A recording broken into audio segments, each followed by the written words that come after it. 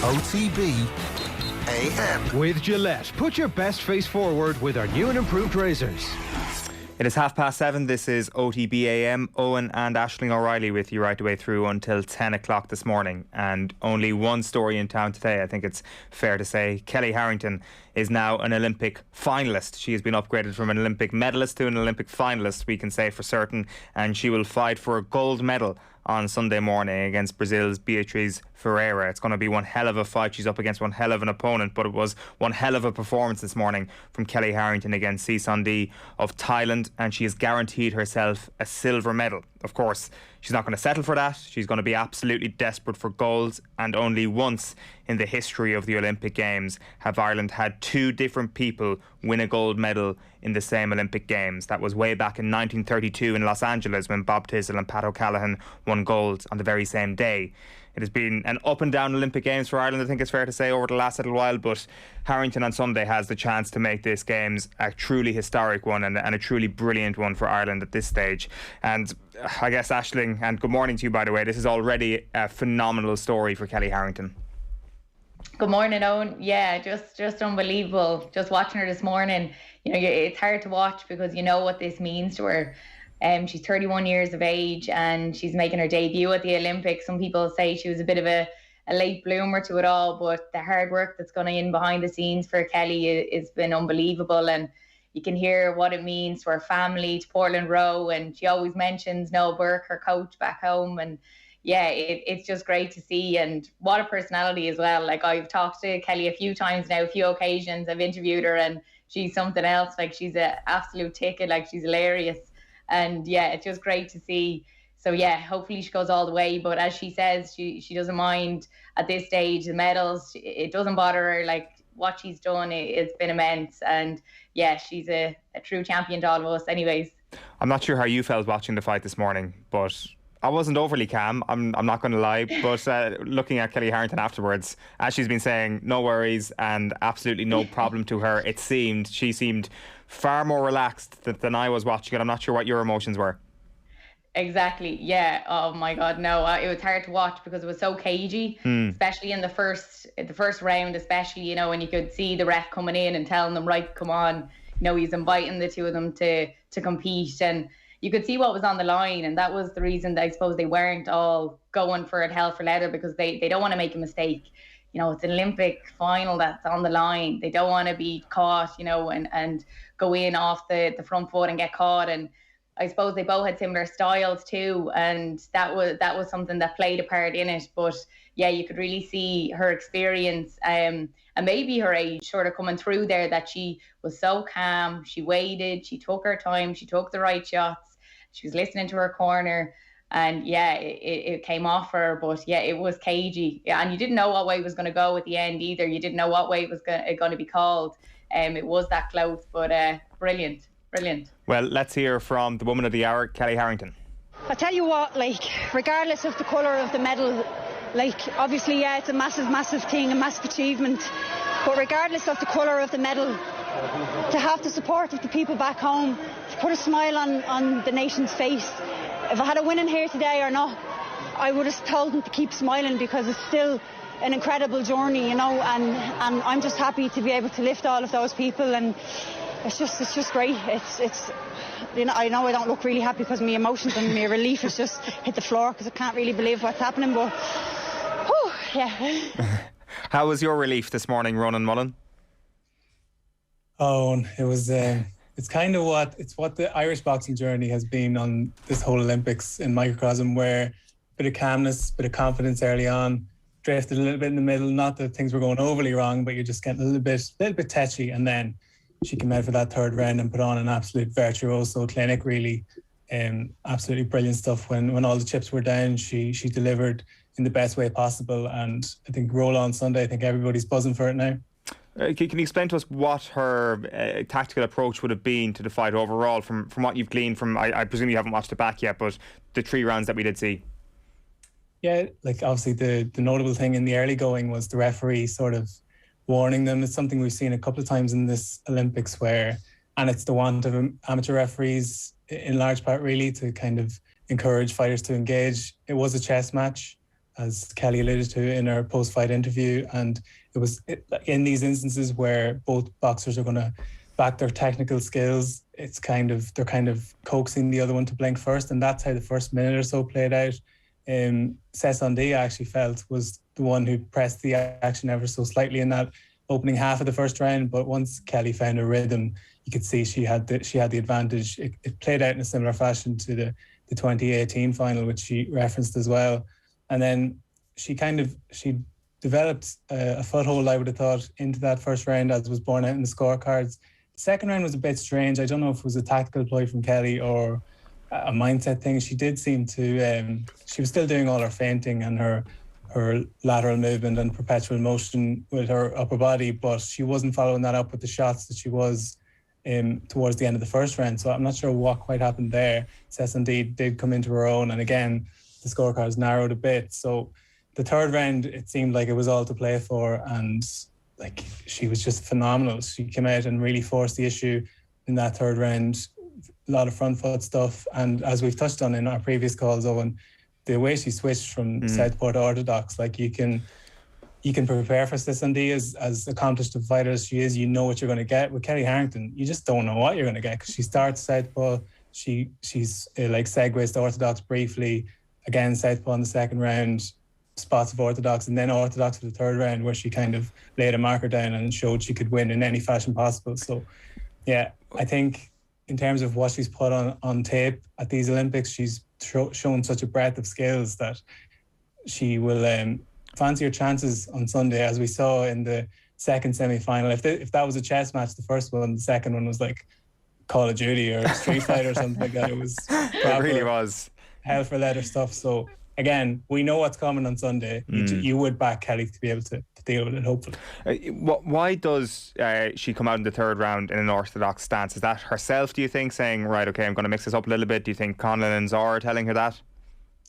Yeah, because as we said the other day, often she will just find herself switching stances, which is what the very best people do, where they'll just sort of slalom in between both. Whereas it seemed like a pretty decisive thing that she spent a good portion of the second half of the fight in the orthodox stance against the southpaws. So obviously, as we said before, southpaws aren't used to coming up against southpaws. It's just by dint of the rarity of their supremacy in boxing that the best ones get to the top, but there's very few beneath. So for Sessondi, the picture was always changing, and I think that was just something, it was sort of Kelly's ace in the pack, that she knew she could change things up if the need arose.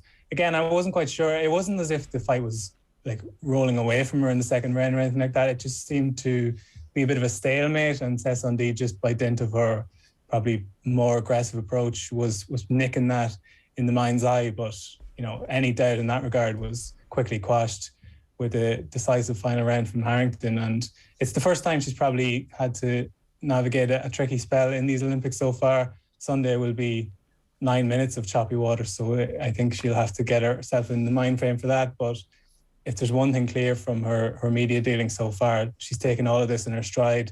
She's sort of embracing the emotion of what she's done here for the wider community at home, and just getting that medal in the bag from a personal point of view. But like, on the horizon, the gold medal has always been in her eye, and this is her chance to have a go at it on Sunday.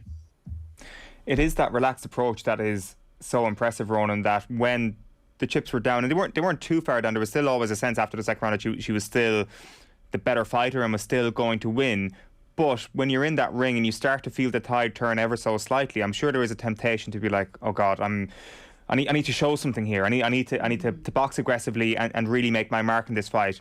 And she kind of stuck to her guns. She kind of just upped the intelligence even in the final round, and painted a very composed picture, which is almost the most impressive thing. Yeah, and like the jeopardy of the scoring system at the moment, we don't have to go over. It's been the story of the games almost, where the sort of disparity in what's impressing who on the judges' scorecards. Like if you go back to 2018, one of the judges gave Sessondi the whole fight 30-27. And it was a similar case in this one, where Kelly was comprehensively swaying certain judges and then had to win over certain others. And that was the case going into the third round, where she knew who she had to impress almost. And it was almost a sense of, I keep doing what I'm doing, I'm going to win here. But that change of tack, it was just such a a champion's mindset, like to take the initiative in that fashion where, yeah, she could have coasted and done what she was doing and probably would have nicked the decision anyway, but she just put a firm exclamation point on matters. And like it's sort of one of the crowning moments of Irish Olympic boxing in history, I would say, just the way she took command of that third round. And if she does go on to win gold medal, that will almost be her signing off moment, that, you know, this was truly the moment where we knew Kellie Harrington was on course for the greatest of things. Yeah, that's what I was going to say, the intelligence of her. And I think maybe in that third round, does she hold back and wait, see where she's at, and then just go for it? Like she definitely did. It looked like she'd more in the tank, but as you said, the second round was cagey, and then all of a sudden we seen Kellie come alive almost. Yeah, it's that IQ, isn't it? Like, you can probably underestimate what that 2018 World Championship did for her. Obviously, this is a way more of a bigger stage, but to beat the world in that fashion back 3 years ago, and it sort of set in motion this run of dominance almost for Kellie Harrington. Granted, her opponent on Sunday is the reigning world champion, but Kellie had her injury issues and whatnot. But I think coming off the back of Katie Taylor's decade-long reign or whatever, I think Harrington almost needed that as a sense of assurance that, you know, she did belong at the top level. And you could hear her, I think it was after her first fight, or no, after she secured bronze, she was saying, sometimes I used to think I was lucky, but now I know I'm not. And you could almost see that sense of belonging as she came out for that third round, where a lesser fighter would have wilted, maybe a fighter with less experience would have wilted, but she actually relished it. She rose to the occasion in such an impressive way. And you know, you can't say enough for her credentials and her mindset. As much as she's technically proficient, that was sort of a win of Wales as much as anything.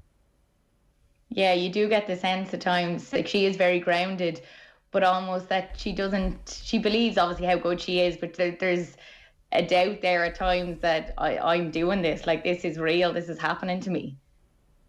Yeah, and like people have spoken so eloquently and brilliantly about what she represents to her community at home, and that's obviously a big driving force for what she does. Like interesting quotes from her that, you know, irregardless of what she achieves at these games, you know, I'm not just a boxer, I'm Kellie Harrington. I think that is sincere. Some people say that almost as if to deburden themselves and kind of play down things, but I do actually think whether she comes home with a gold medal or not, she's going to be back to her old routine, and you know, that's such a fundamental part of her life. And it's actually an incredible thing that a world-class athlete can conduct herself in this way and sort of embrace that that country ethos and that hometown ethos almost. And, you know, just as perfect a symbol for Irish sports, I would say, on the world stage as you could possibly wish to have, because as much as she's a brilliant fighter and sports person, she's a fantastic character as well. And I can imagine we're well used to her interviews. She's done plenty, and you know, she's charmed us for several years at this stage. But you can imagine now, with the international audience, all eyes on her, that I'm sure she's captivating plenty overseas as well. I think that's a really good point. And Adrian was on last week going through Ireland's most loved Irish sports people, from Katie to Lowry to Paul O'Donovan, and really Kellie Harrington moves herself into that category immediately over the course of these games, because it really is at the Olympics when an amateur boxer can put themselves in the shop window like that, and everybody becomes aware not only of the fighter that she is, but of the person that she is, and people become aware of her backstory and her job and the work that she does, and the importance of her in the community in North Dublin, and that sort of stuff will really, I guess, magnetise her to the public if it hasn't done already. And I mean, she doesn't even need to win on Sunday, even though we'll get into that in just a moment, Ronan, but she's already got a place, I think, in the hearts of every Irish sports fan and every Irish person who's even paid a passing interest to her career. Yeah, there's just such a realness to her, isn't there? It's sort of a possibly a misnomer to say she's relatable because she's an elite international athlete, world class. I could probably not relate to her in a million years, but in terms of how she presents herself and like the familial links and that sense of community that I mentioned, you know, everybody can relate to that. And the fact that she can exhibit it and sort of channel it in such an extraordinary way, I think that's why the Irish people are able to get behind her. And, you know, at 31, and, you know, the point has been made, that is sort of prime boxing age, but the fact that she's had to bide her time, and quite cognizantly so, that like she obviously back in Rio in 2016, she won at the World Championships. She got a silver medal there. but at 64 kgs, a non-Olympic weight, and she would have been watching sort of the rumblings in Rio and what went down there. I think she was doing TV analysis and thinking, I should really be there. I have the talent to be there. And Tokyo was always going to be the prime target, with Katie having segued over to the pro ranks.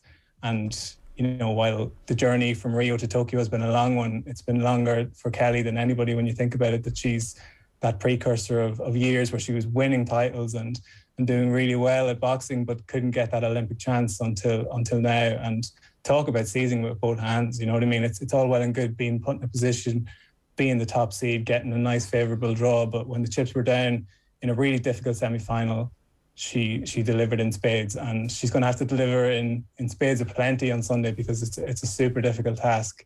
Yeah. The positive obviously is that we know what we're getting. So she mentioned that she'll be chatting to Noel Burke and the Team Ireland coaches obviously, and coming up with a game plan. The game plan would probably be clear from Kelly Harrington, but it's just about execution. And as Mira Pokkanen, who's an elite fighter in her own right, top fighter, had no answer for what Frere was bringing to proceedings today. So mouth-watering final on Sunday in prospect, but I think everyone behind Harrington, the few people who didn't set their alarms for 6 a.m. this morning will be setting them for 6 a.m. on Sunday, I'm sure, and the whole country will be behind it. That's for sure. And that's a good point to make about Pokkanen, just no answer earlier on. I think it's pretty terrifying Ferreira's performance earlier on, but I'm getting the sense, Ronan, from what you're talking about, that it will be a totally different fight when she comes up against Kelly Harrington. She'll come up against a better game plan on Sunday, and anybody who was, like me, a little bit blown away by Ferreira this morning, she's not going to have that dominance on Sundays, is what you can assure us, is what I'm gathering here. Yeah, I think the important thing for Kelly, and I know it's only a 9-minute fight, but she has to prove that she can stick with Ferreira physically. That's going to be quite important. Earn her respect, and while Kelly is more of a fleet of foot and is a crisp puncher, I think she has to earn Ferreira's respect with decent power shot in the early going, just to sort of show that while she'll back her slick skills and sort of lateral movement and bring generalship to win this fight on the scorecards, that she has to arrest the tide that Ferreira is going to be bringing, because her style is going to be non-stop pressure. And I don't want to do her a disservice either. A very technically accomplished fighter in her own right, but her engine is just incomparable. She's going to be a tough one to diffuse, but I think Kelly, as you said, has the angles to do it, has the wherewithal to do it, has the acumen to do it, and as she's going to have to paint that picture that we talked about, she's going to have to give Ferreira a different picture in every round and almost win the judges over that way, because if it's on work rate, it's going to be a difficult one, but if it's on boxing skills, you'd back Kelly Harrington every day of the week. Right, well, that's a really encouraging note to leave it on. Ronan, great stuff this week as ever, and we'll hopefully chat to you with even better news next week. Yeah, thanks a million, folks. Cheers. Ronan Mullen there on the line, and I'm sure you'll be able to hear his stuff later on the PM show as well. It is 7:49 on this Thursday morning. OTB AM brought to you by Gillette. Good morning. Start with Gillette. Put your best face forward with their new and improved razors. Let's tell you what's coming up for the rest of the show this morning. We have got Michael Carruth on standby, who is going to talk to us about what it's like to fight in a gold medal match at the Olympic Games. That is, of course, what Kelly Harrington's going to be facing into on Sunday morning. We're going to have plenty more Olympics reaction after 8 o'clock. Will O'Callaghan has been watching everything this morning and will bring you up to speed on everything. Sports pages coming your way at 8:05. Plenty on the lines there in the sports pages, which we'll get into at around 20 past with Cian Tracey of the Irish Independent. Some interesting quotes from Warren Gatland on rugby and the style of play that it's going down and the route it's going down stylistically at the moment. Aisling will be chatting us through semi-finals in the All-Ireland women's football. Ross Tucker will be with us at 20 to 9 to cast an eye over the last few days on the track in Tokyo. It's been really, really interesting and looking forward to getting his take.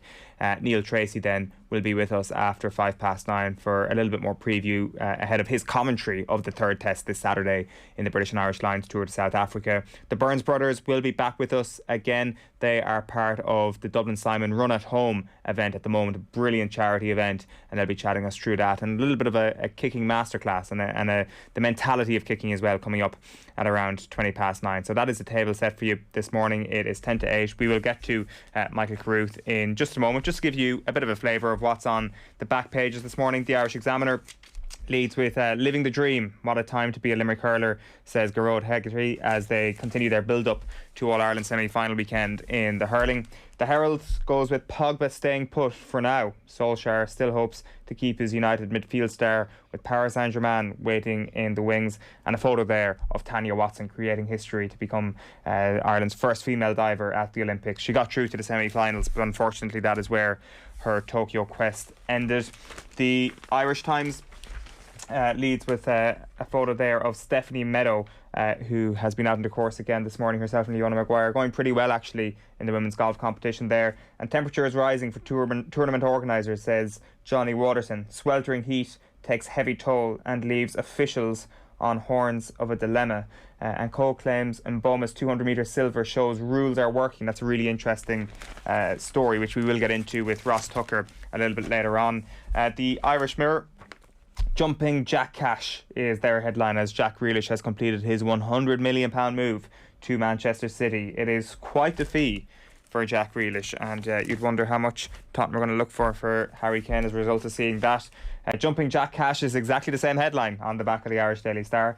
Grealish deal will smash Prem transfer record, and Rochford warns of Dublin backlash. So you can expect around this time next week that the Dublin versus Mayo preview content will turn itself up to 11, but we've already started to see it this week. The back page of the Irish Daily Mail, out of picture. League of Ireland managers fume over lack of television coverage. Bows and Rovers are outraged at the blanking of their European adventures by mainstream television, and Gatland wants extra time if series ends level. The London Times leads with the Grealish story. City land £100 billion Grealish, champion set to announce British record transfer, while Villa sign Ings. Danny Ings, one hell of a signing. They've already used that cash pretty well, it seems. Nathan was on with us here yesterday on Deal or No Deal, and he predicted that Tottenham Hotspur would sell Harry Kane late and then sign Danny Ings for the remaining cash, which I think wouldn't have been a bad move for Tottenham, and Villa have picked him up, so I think that's actually a really good piece of business for Aston Villa. The back page of the Irish Sun, done and dusted. Lukaku tells Inter agree Chelsea fee, and Pep to hand Jack debut at Wembley. It is Community Shield weekend this weekend. The football is back already, but no one cares about that because there's only one sporting event that we're going to be keeping an eye on this weekend outside of the Lions, and it's going to be Sunday morning. It's going to be Kelly Harrington in a gold medal bout. One man who knows what a gold medal bout is all about is Michael Carruth. Michael, good morning to you. Good morning, how are you guys? How are you feeling after that? That was a little bit nervy, but I assume you knew that she was going to do it. Yeah, it was a good first opening round for her. She definitely won the first round. I thought she would have won it by a bigger margin. Second round, you have to say the Thailand girl came back into it, and then the third round was a bit of, it was touch and go in the third round, but you have to say Kelly got the better shots off at the end, and probably the last minute just creeped in there, it doesn't matter how you win, as long as you win, when it's in semi-finals and finals, so she's in the Olympic final on the 8th of August. Amazing, all week not long now, she's boxed exactly the same days that I boxed in 29 years ago. Today I won my semi-final 29 years ago. Right. And I beat a Thailand boxer in the semi-final. Yeah. So we're hoping history can repeat itself now on the 8th of August, and Kelly becomes the first Dublin female boxer to win an Olympic gold medal.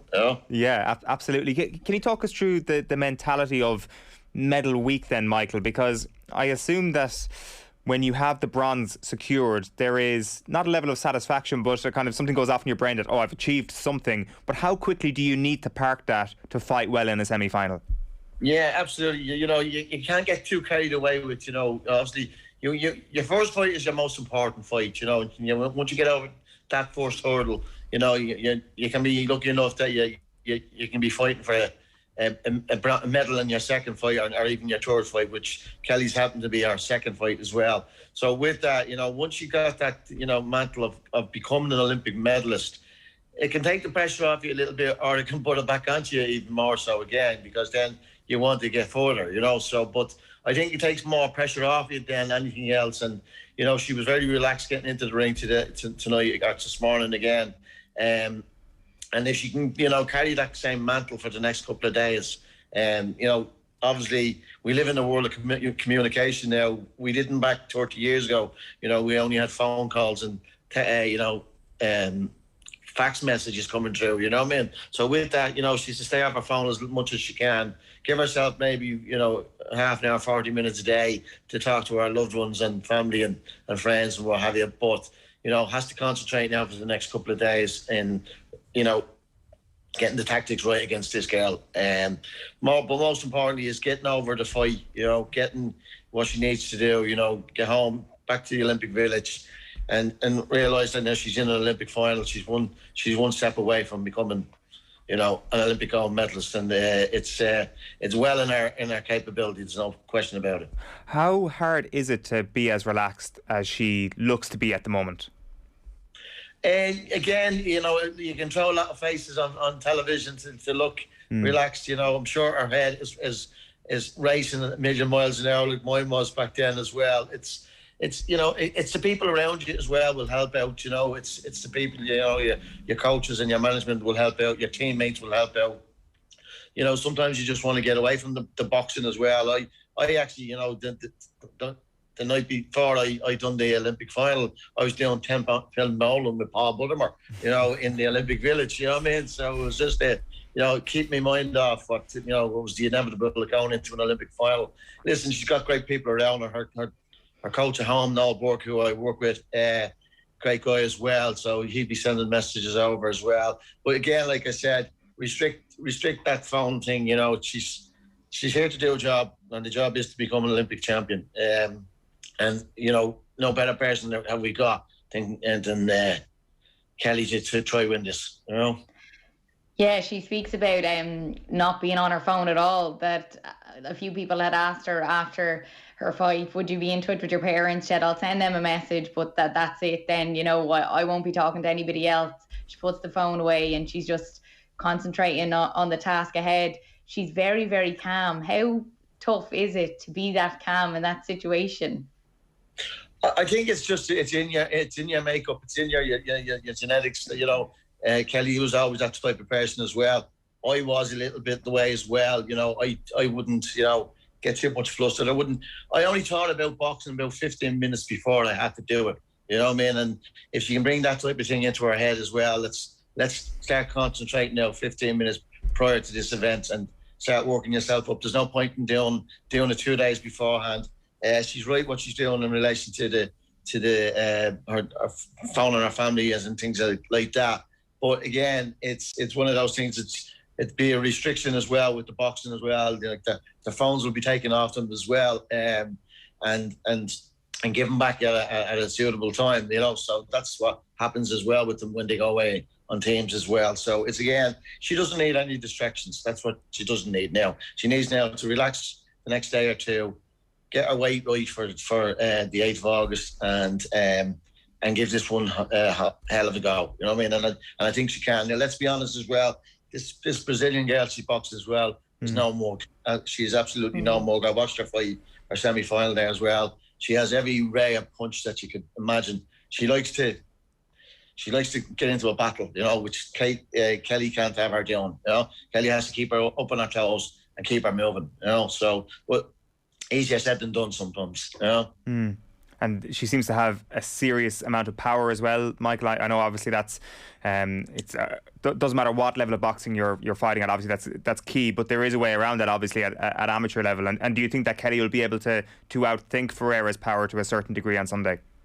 Absolutely. You know, if you were to pick any boxer in the world to fight this Brazilian, you'd pick Kelly to fight her. You know, because Kelly has footwork. You know, she needs to keep her hands up a little bit more than she did today. You know, I know that's her style of fight. You know what I mean?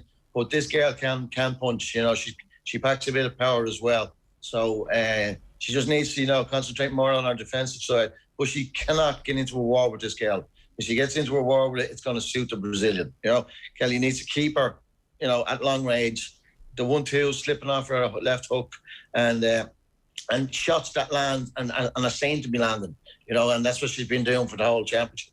Listen, again, I kind of base it on around a 50-50 chance here. You know what I mean? So it's going to be you know, it's going to be exciting getting up now Sunday morning at 6 o'clock to have a look at this, you know what I mean? But I hope half the nation, if not all the nation, are up supporting her. As you mentioned at the very top, Michael, there's an opportunity here now for Dublin to have a female gold boxing medalist as well as a male gold boxing medalist at the Olympic Games. From speaking to people in boxing circles, just how much of an important influence is this woman having on the young people of Dublin at the moment?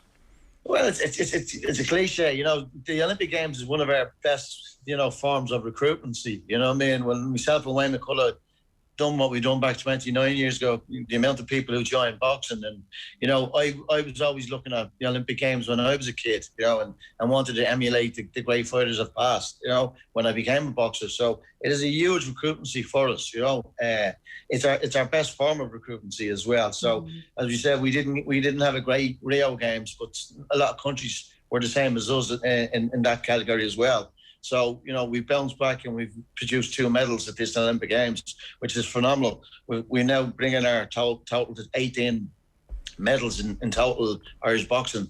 And what it does for the younger generation is it shows them that there is a better way as well. Sport is a better way in life. And, you know, she's given that in multiple interviews as well, Kelly, in a sense that, you know, she's always encouraging boys and girls to take up boxing, and this is gonna be great for not just Dublin boxing but for Irish boxing. That she's in an Olympic final, and you know it'll be we hope it'll be a big push on for kids to join boxing. Obviously, we're in a bit of a pickle here in Ireland in relation to our boxing clubs are pretty much still closed to indoor training. We can only do outdoor training. But, you know, we're hoping that restrictions will be lifted soon and we can get back to some kind of normality. Are you guys outdoor training like at the moment? Are you starting to see a little bounce from even the whole team having... there have been ups and downs, but relatively there's been a lot of prominence from this Irish boxing team and a lot of good moments, even though a lot of them have ended in heartbreak ultimately. But are you starting to see a little bit of a bounce from this Olympics already? Yeah, you know, you can feel it already. You know, there's kids wanting to join clubs. You know, already. You know, it's you know, we had a couple of new members there want to join. You know, there's a protocol in relation to joining boxing clubs now as well. We have to adhere to Sport in Ireland and of course to the HSE as well, which we are all doing. So you know, again, it's again, you know, this won't go away in a day or two. You know, if Kelly wins this Olympic gold medal, you know, it's not gonna. You know, this is gonna, you know, push every young female athlete to wanting to do what they want to do. It'll push every male athlete to become an Olympic champion as well. So it's a huge boost for boxing and sport in general. When you look at the rowers, the girls doing the rowing, winning the bronze medal, and the 2 boys winning the gold medal, it's been a phenomenal Olympic game for us, and it's well deserved at the boxing because you know we have put the work in over the years, as all the other sports have as well. But it's been a very, very good Olympic Games for Team Ireland. Yeah, and just speaking on that, Michael, we put the work in over the years. Kelly is definitely someone who's done that. What has she been like, I suppose, growing up? I know you mentioned you know Burke well. She's obviously put the effort in over the years, and she is 31 now. People are saying she's a bit of a late bloomer, but she's really put that hard graft behind her. I don't think age has nothing to do with it, in the sense that, you know, skill is skill, you know, and, you know, determination and commitment is, you know, you can be any age. I was looking at the equestrian the other day, and there was one lad who's 62 years old on the horse. You know what I mean? So I'm not going to put age as an excuse. She's, you know, Kelly has been there a long time. There's no question about it. It's one of the things that, you know, she was probably under Katie's shadow for a long time, you know, and, you know, it's not a bad shadow to be under in relation to, you know, who Katie Taylor was and who she is still, you know. So with that, Kelly has, you know, she's age won't matter to her in that regard. She's got 3 rounds to become an Olympic champion, you know. And if you handed that to her going out in you know, in an envelope, yeah, she would have took it off you straight away, you know what I mean? So it's one of those types of things, you know. But I wouldn't. The age thing won't matter to her at all in that regard, you know. I think her opponent is 29, so there's not too much in the difference between the two of them, you know. So you got the roundabout named after you in Drimna after you won the gold medal, Michael. What will Kelly Harrington get? Oh, listen, come here. She's in North in a city, you know, and it's a great great community, some great boxing clubs there as well. So with that, you know, listen, she's not going to the Olympic Games to have a roundabout named after her. She's going to the Olympic Games to win an Olympic gold medal. You know what I mean? And that's a good point. The bottom line of that is, she, you know, listen, she's been really, you know, our community are phenomenal. They have always been behind her 100%. You know, and you know, we need a little bit of laughter in our life as well in this pandemic as well, and she brings that to you as well, particularly with our little quotes from The Lion King. You know, I don't know where she's going with that one, you know, but I'm definitely going to give her a slag match with that one. You know, Akuna Matata, there you go. You know, there's the other Olympic champion saying it now. There you go. So, but listen, it's been an absolute great roller coaster, you know, in the last couple of weeks, you know, and to be looking at the team, and obviously Aidan Walsh needs to get a mention here as well. Yeah, winning the bronze medal, and unfortunately, you know, trying to emulate me doing the jump, he done his ankle in. So it's but that's what happens, you know. It's just the sheer moment when you're declared an Olympic medalist is, you know, you're part of the elite club, and when you're part of the elite club, you're part of it forever, you know. So unfortunately, he done a bit of damage to himself and couldn't continue, but I'm saying he's good at now, you know, because when you see what Kelly has done now, he'd love to have gotten that far as well. But again, that's boxing, you know. I mean, it's a tough sport, and you know, you pick up injuries. You know, unfortunately, we didn't think he'd pick it up that way. He done it, you know what I mean. But life is life, you know what I mean. So your ankle was okay in '92, was it? Mine was bang on. I waited to the final to jump, you know what I mean. So I was okay, you know. So there was no fights after that, you know. So. One last thing, Michael. Just can you try and put us into Kellie Harrington's head over the next few days? What was the last thing you were thinking before stepping into that ring for that final in '92? What do you think she will be thinking on Sunday morning? Well, they'll do their tactics. They'll do that probably tomorrow, you know. And don't go overboard with, you know, the tactics, you know, because sometimes it doesn't work, you know what I mean? And, you know, you should really have 2 or 3 plans in relation to which way this goes. Because if plan A doesn't work and if you don't have plan B, you're in trouble. So you know, John and Zora will look at that as well. You know, great fighters, I believe, you know, do what they do best is that, you know, sometimes plan A, B and C is not working. They go to their own devices and they learn how to win themselves. And that's what great fighters do, and that's what she is. She's a great fighter, you know, and if it's not working, she'll find a way of what is working for her and stick to it, you know. So I think she just needs not to be, you know, obviously stay away from the media as much as they can as well, give a couple of interviews, but just, you know, mainly concentrate on getting her body back to what she wants it back to in relation to, she's after having 3 hard fights there as well. You know, it is getting, you know, tiring stages as well. She's only got 3 days and she's fighting the Olympic final again. So again, it's one of those things that's just, you know, recoup, start doing what you do best, you know, get your rest, get your food, make sure you're weight right, and things like that. But you cannot, you know, let it get ahead of her, you know, like, you don't be thinking about the gold medal, thinking about winning the first round, think about winning the second round, and then you can start thinking about winning an Olympic gold medal, you know? Yeah, absolutely. Well, Michael, hopefully yourself and Katie have some further company in your exclusive club on Sunday morning. Thanks a million for taking the call.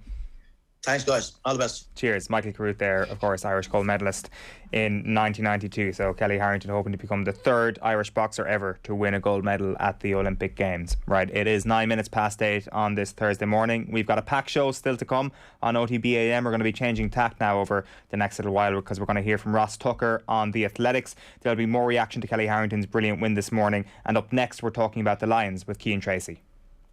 OTB AM.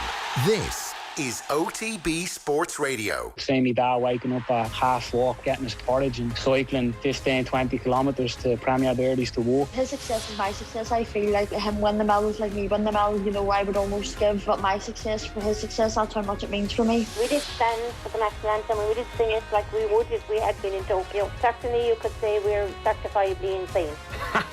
For the best Olympics coverage, subscribe to the OTB Highlights podcast feed on the OTB Sports app now. He's a 7-time All-Ireland winner. He's a Mayo legend. Now they're together on the same team. Join Paddy Andrews and Andy Moran for the hit of the GAA season. The Football Pod with Paddy and Andy. 9 months you're a monk. If that goes well then you have October, November, December, and you enjoy it, and you Lord Prince of copper-faced jacks. Get the hop on everyone else. Hear the Football Pod and more first on the OTB Sports app every Tuesday morning. For the latest on GAA, Olympics, rugby, football and more, download the OTB Sports app, turn on push notifications and hear it here first. OTB AM. With Gillette, put your best face forward with our new and improved razors.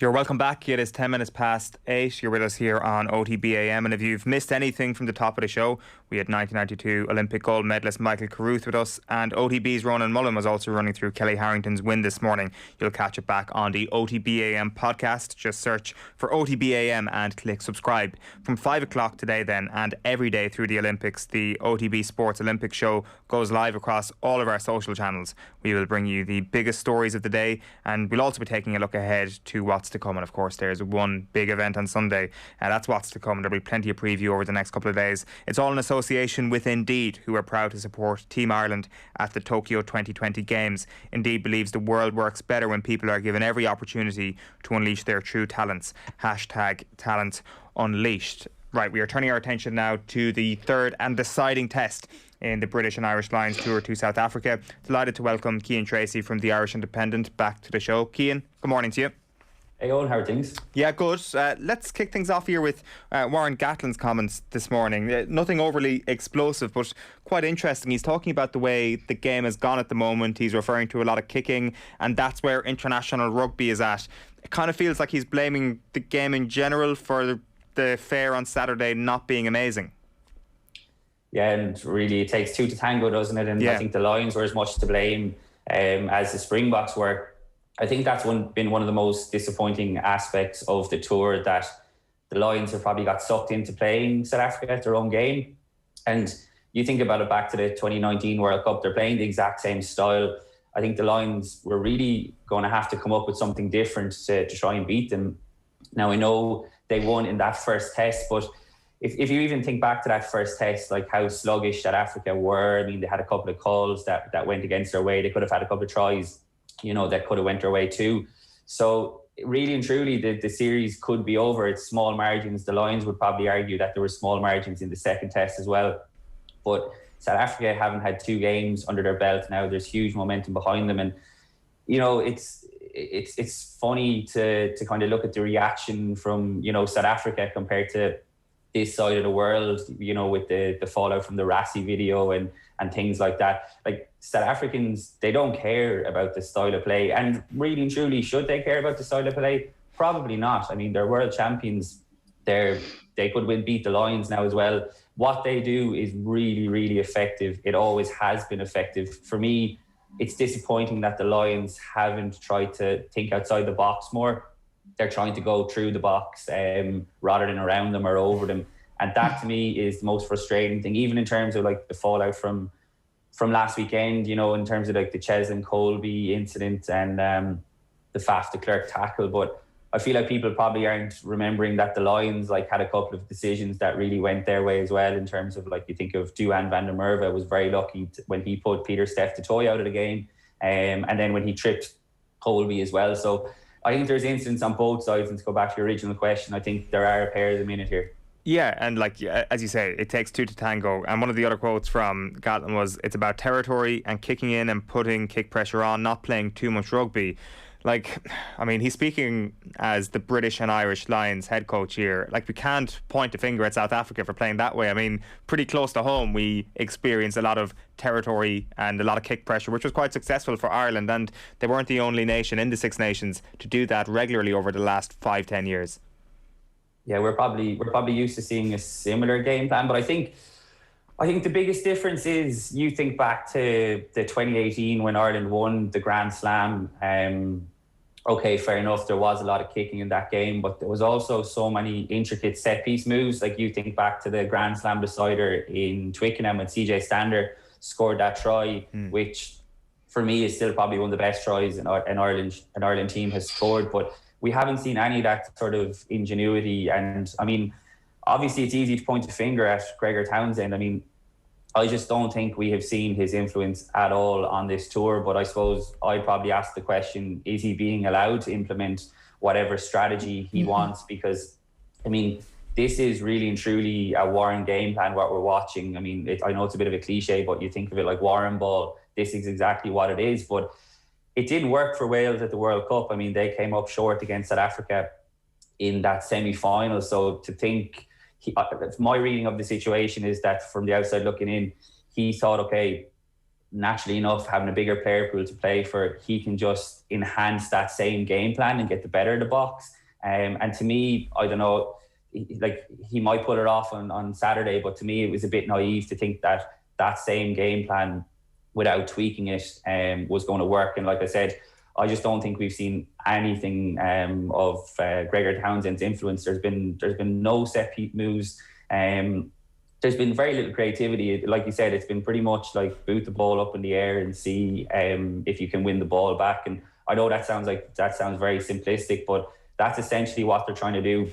And like last week, if you don't win the aerial battle and you're not winning the scrum battle either and the line-up battle, then you're in big trouble against the box. The lack of a plan B has been something that's been really disappointing. Like you're firmly obviously pointing the finger on one side of things to the coaches. Is there a case to be made here that the coaches are dealing with a group of players that maybe aren't at the level of the last Lions tour or the 2013 Lions tour?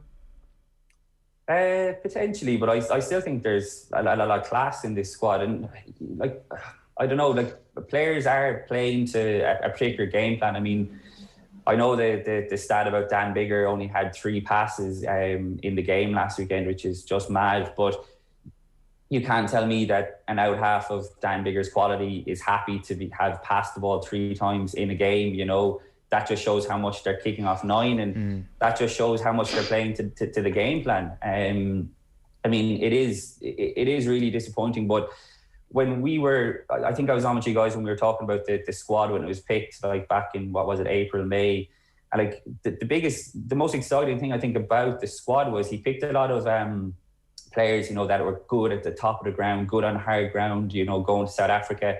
You think of like Ty Byrne and Ian Henderson or Sam Simmons, these kind of guys. Like Billy Vunipola was left at home, and you're kind of wondering now, should Billy Vunipola should he have been brought? Because really the kind of game plan that they're playing it's tailor-made for, you know, big ball carriers and to get over the gain line, because I think that's something that the Lions have really lacked. They just haven't been winning the gain line, and they're lacking a bit of dynamism as well. I mean, you know, Jack Onan is playing his 3rd consecutive Lions test this weekend, and fair play to him. But for someone like him, I just don't think that the game plan is being tailored to his strengths.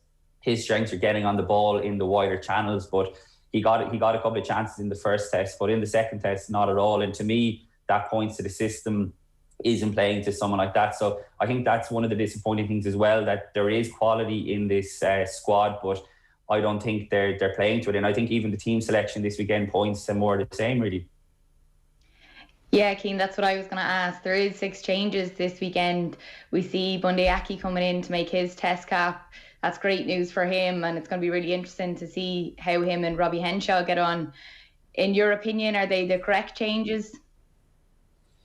Yeah, like I think a lot of them make sense. I was probably surprised there wasn't a couple of more, to be honest. I think it's brilliant. I'm surprised that it's taken to the 3rd test, if I'm honest, to see Bundee Aki and Robbie Henshaw be paired together. I think, you know, Bundee Aki's selection from the outset of the squad in general, you know, raised a few eyebrows, but I probably in hindsight wasn't really that surprised, because I think he's a classic Warren Gatlin type of player. And you know, I think he's a guy that we probably haven't seen the best of still for Ireland. I think there's still more to come from him. You know, you look back to the first test, the selection of Elliot Daly just didn't work at 13 at all. Chris Harris last week was okay. I mean, he's a pretty defensive-minded player anyway. So Bundee Aki, I think, can bring something different, because it means you're pushing Robbie Henshaw into 13. And to me, of the 3 centre partnerships that have played the 3 tests, this has the most balance. So I'm really excited to see how they do. I still think Bundee Aki is underappreciated by a lot of people in Ireland who aren't from Connacht, it has to be said, because Connacht get to see on a weekly basis how important he is for him. I think the changes in the back 3 were pretty obvious. I'm probably a little bit surprised maybe that Duane van der Merwe has kept his place, but I think Liam Williams and Josh Adams coming in makes a lot of sense. Ali Price at scrum half, it's interesting. It's tough for Conor Murray. It's been a roller coaster of a tour for Conor Murray. When you think back to, it feels like ages ago now, but when he was named captain when Alan Jones dislocated his shoulder, and then he doesn't start for the first test, and then he comes in and he starts for the second test, and now he's on the bench again. And I think when we saw Ali Price start the first test, I think, there was probably a bit of excitement because it might have suggested that, the Lions are going to try and play with a bit of tempo, try and get the ball to width, but that didn't happen at all in the first test. And actually, I thought Ali Price played pretty well, particularly in the second half. His box kicking was on the money. And I was probably a little bit surprised that he didn't keep his place for the second test. So I would be less kind of excited now about seeing Ali Price come into the team, because I think it's just going to be more of what we saw in the first test, which was plenty of box kicking. And then I suppose up front the changes, I think Wyn Jones was always going to start as soon as he was fit. Ken Owens, I think that's to kind of get a bit of solidity into the scrum. I think the Lions are lacking serious dynamism at hooker, and Ken Owens isn't going to really improve that. He should shore up the set piece, but again, that points to what Gatland is looking to do. For me, I think someone like Jamie George would have been worth a look. Far more dynamic, really solid at the set piece. And then the rest of the pack is the same. I was surprised maybe they didn't freshen up the back row in particular. I was on the paper review with Will on Sunday saying how frustrating it had been that Ty Byrne had, only gotten a couple of really short cameos off the bench, and I was kind of expecting him to really push, maybe even for a start at 6 this week, and now he's not in the squad at all. So again, I think that points to more of how we're expected to see more of the same from the Lions this weekend. You mentioned Bundee Aki there, Cian, and the general maybe lack of the level of appreciation that he deserves outside of the Connacht support group. Do you think that there's a lack of appreciation within the Ireland coaching ticket as well? I'm not sure about in the coaching ticket. I think Gary Ringrose is such a classy player. He hasn't had the best kind of time with injury in the last year or so, and that's been a factor. But I think also since Robbie Henshaw has moved to Leinster, he's playing all the time with Gary Ringrose. So when it comes to the Irish picture, I think it's much more attractive for the Irish coaches to go with Henshaw and Ringrose, because they're playing with each other all the time. Now, that's a pretty simplistic way of looking at it, but that does count for something. And I think that's maybe why Bundee Aki hasn't featured as much. But to be fair, even you think back to the 2018, the Grand Slam campaign, Ringrose and Henshaw were both injured at various different points, and Bundee Aki was kind of the one centre who featured in all 5 of Ireland's games. So he's been part of some pretty big wins. I think it's a big test for him this weekend. I mean,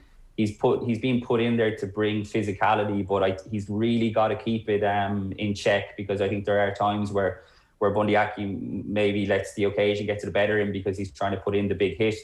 And I think Matthew Reynal is the ref this week as well, and I'm pretty sure he was the ref the last time Bundee Aki played a test, which was for Ireland in the Six Nations, when he got sent off against England for that high shot on Billy Vunipola. So I think he's just got to be mindful of that as well. But playing with Robbie Henshaw, I think will really help him, because you think back, this is a centre partnership that has been going since their Connacht days, when they allegedly went after that famous stolen laptop. So these lads know how to do it when the going gets tough.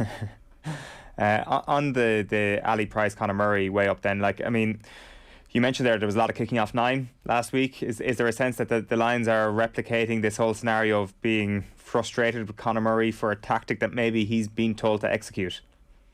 I think that's the story of Conor Murray's career, to be honest with you. I think he becomes an easy person to criticise, because unfortunately a lot of people on social media, Twitter, whatever it is, just hate that style of play. But that's the style of play that the coaches want to play. And I think he probably didn't have his best game last weekend. A couple of his box kicks weren't on the money, but yeah, it goes back to my original point. He's been asked to carry out the same game plan. And I think, it's all well and good making personnel changes to the team, but unless there's a tweak in mindset and sort of mentality of how they're looking to play, it doesn't matter who you have in there, because Ali Price and Conor Murray are very, very different scrum halves. But we saw it in the first test that Ali Price was being asked to carry out the same game plan that Conor Murray was being asked to play. So, yeah, it's like, you know, Jack Conan playing number 8. Like, if you're not playing to these guys' strengths, I think it becomes very, very difficult. And I wouldn't read too much into Ali Price starting scrum half that it means, you know, the Lions are suddenly going to play any differently. It's probably naive to think the Lions are going to play radically different within a week as well. I mean, I think, you know, they played some really nice, expansive rugby in the warm-up games, which I know the standard of opposition was really poor, but once it came to the test series, it reverted to type, and it reverted to probably the game plan that Warren Gatland has relied upon for Wales over the last couple of years, which, to be fair, has brought him success. But like I said, it came unstuck in that World Cup semi-final, and I think this requires something different. I suppose even the selection of Finn Russell on the bench, you know, would suggest that, but I still think that that's going to be kind of an emergency option. I don't see kind of Finn Russell coming on. I think if Dan Biggar, touch wood, like, you wouldn't wish injury on anyone, but if he was to get injured early on and Finn Russell comes on, I think then it actually could be brilliant for the game itself, because it could really open up and we might see a lot of different things. Because, you know, you asked about Ali Price, like, the Boks have made an enforced change of scrum half as well, and Cobus Reinach coming in for Faf de Klerk. I mean, that kind of changes the dynamic of what they're able to do as well, because, like, Reinach is it's actually probably a similar kind of change to the Lions taking Conor Murray out, in that Faf de Klerk is a far stronger box kicker than Reinach. Reinach is also right-footed, Faf de Klerk is left-footed. That does make a difference as well when you think about the number of box kicks that they're going to put up, and, you know, being used to chasing off a left-footed kicker. But Reinach offers something a little bit different as well. He's a major threat, sniping threat around the edge of the fringes. So that could, you know, in terms of like the neutrals wanting to see a better game, I still think the Boks are going to play the same game plan, but Reinach has a little bit more of an X factor around the fringes than Faf de Klerk has. And the Springboks, they have the momentum now. You know, they look like they're getting that match sharpness back. How important is it, I suppose, for the attack? I know you mentioned it there, Cian, for them to vary that, because, as you said, they're almost running straight at them and trying to go through them. Yeah, exactly. And like they're running into probably the best defence in the world, probably run by now the best defensive coach, Jack Nienarber, who is the head coach now. And I think he's probably someone that hasn't gotten a lot of the credit, because the Rassie Erasmus show has dominated the agenda over the last couple of weeks. But, you know, this is his first head coach role. And that maybe might have gone under the radar, because, like, you talk to any of the Munster players who played under Nienarber and Erasmus, and like most of them will tell you that they absolutely loved playing for these two guys. And I know, like, the Erasmus video last week, you know, that deflected a lot of the tension away, and I think all the while it allowed kind of Nienarber to get on with the job. And obviously Rassie is still doing a huge amount of coaching, but Nienarber is, like, they really played a good cop, bad cop role really well, and that goes back to their Munster days. And even when Rassie left Munster in 2018, I think it was, Munster, as far as I'm aware, really wanted Nienarber to stay as head coach, and he was obviously the defence coach at the time. So this guy has been kind of, you know, primed for the main role for a while. So his defensive system that he has implemented at the Boks is just, it's so tough to break down. But I think, like, they're missing, like I mentioned, Faf de Klerk, Peter Steph de Toy as well. And they've had to change around the shake-up of their back five in the pack. And I think that will make a difference. I think the Lions are going to really have to try and find a way to go after that. I think Franco Mostert moving to the back row, he was outstanding last weekend, and Lou de Jager coming off the bench was probably, like, you know, your classic game changer, and actually really helped, I think, reignite the bomb squad, because I thought last week going into the game that was an area the Lions could have got after him. But I mean, as well as Mostert played, he is an out and out lock, so I think the Lions are going to try and have to find a way to get at him. But I mean, on paper, a Springbok team without Faf de Klerk and without Peter Steph de Toy is not as strong as it was last week. And the knock-on effect of that is the bench isn't as strong. So like I said, the Boks have gone back to a 5-3 split, which is something they really, really don't want to do. They didn't want it. They did it in the first test, and we saw what happened then. They had absolutely no impact off the bench. Now, the reason they went for it in the first test was Handré Pollard and Mapimpi had only just recovered from COVID, so they felt like they had to have the third back on the bench, which made sense. But this week, their hand, I think, is more forced by the fact that they just don't have the quality of forwards, of loose forwards to bring off the bench. So is it Quagga Smith and Marco van Staden are the two kind of guys they're going to be looking to? The front row is different. I mean, the front row is outstanding that they'll bring, but I think that they're not as strong on the bench this week. But the question is, are the Lions good enough to take advantage of that? And I think that's the bigger question hanging over this week. And it's a question not only of the players but of the coaching staff as well. Cian, great stuff this morning. Thanks a million for taking the call. Cheers, guys.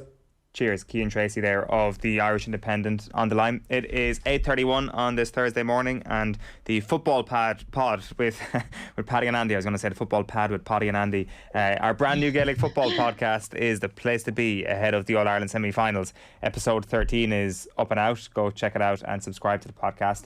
And the fighting talk between Paddy Andrews and Andy Moran has already begun ahead of Dublin versus Mayo.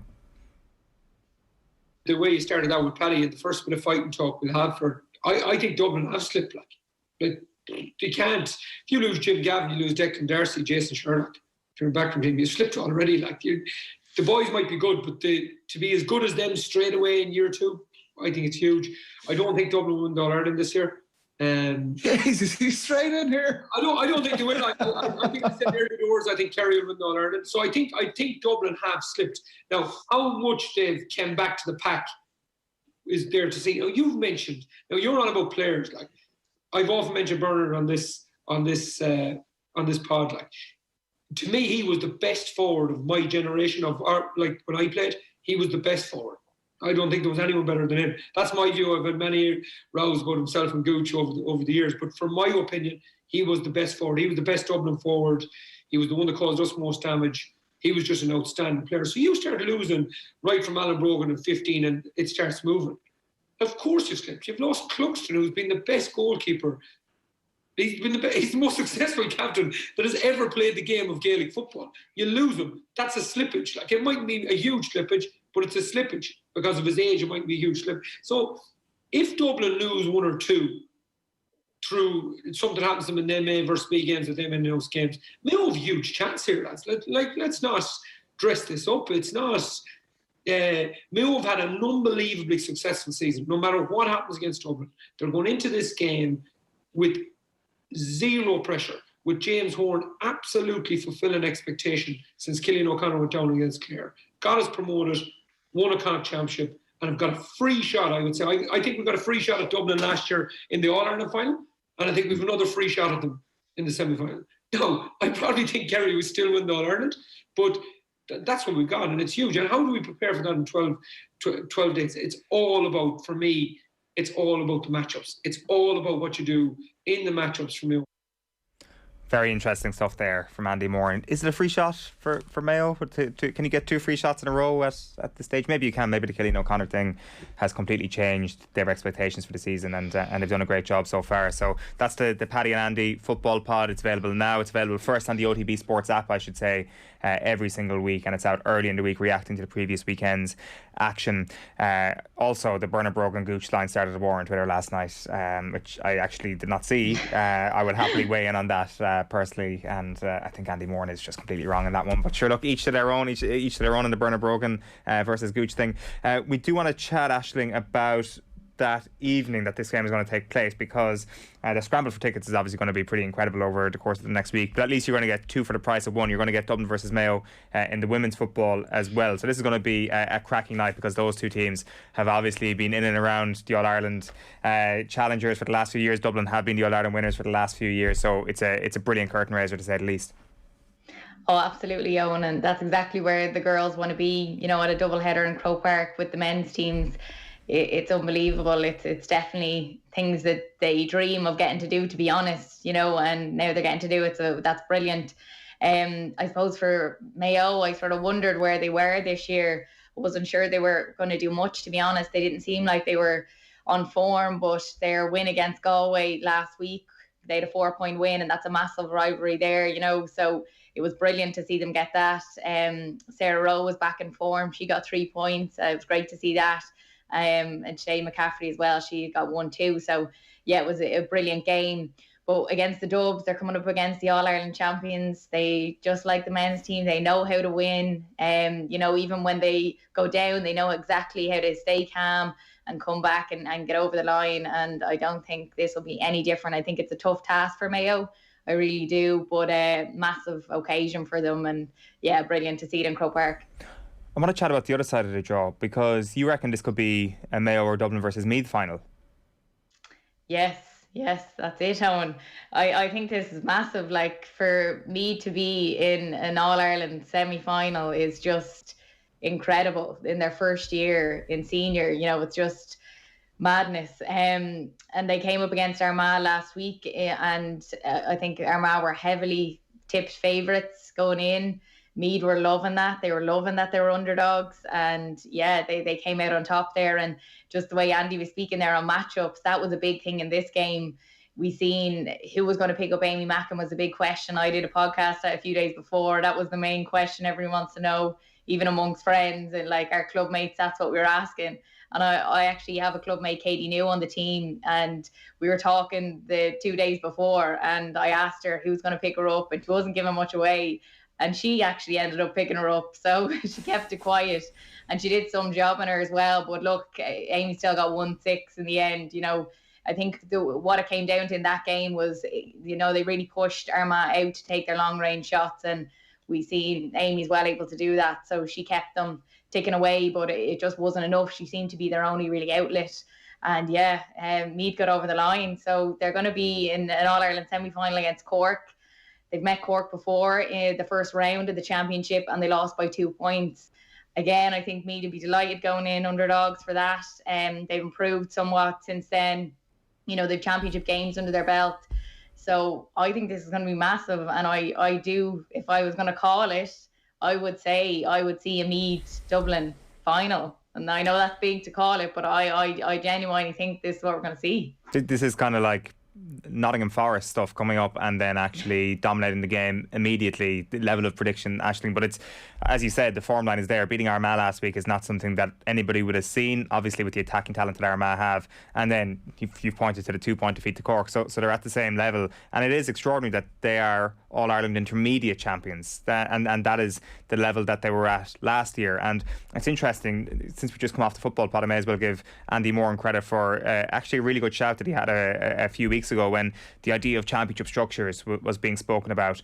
And the one kind of thing that really, I guess, sticks in the craw of a lot of people when it comes to the Tailteann Cup or any sort of junior competition in men's football is that, will people actually care about it? And Andy made the point that actually if you look at the women's game, you look at someone like Meath last year and the celebrations when they won the intermediate championship, and we see it all the time with intermediate and junior level in the women's football. And then on top of that, we see the progression that a team like Meath have made this year.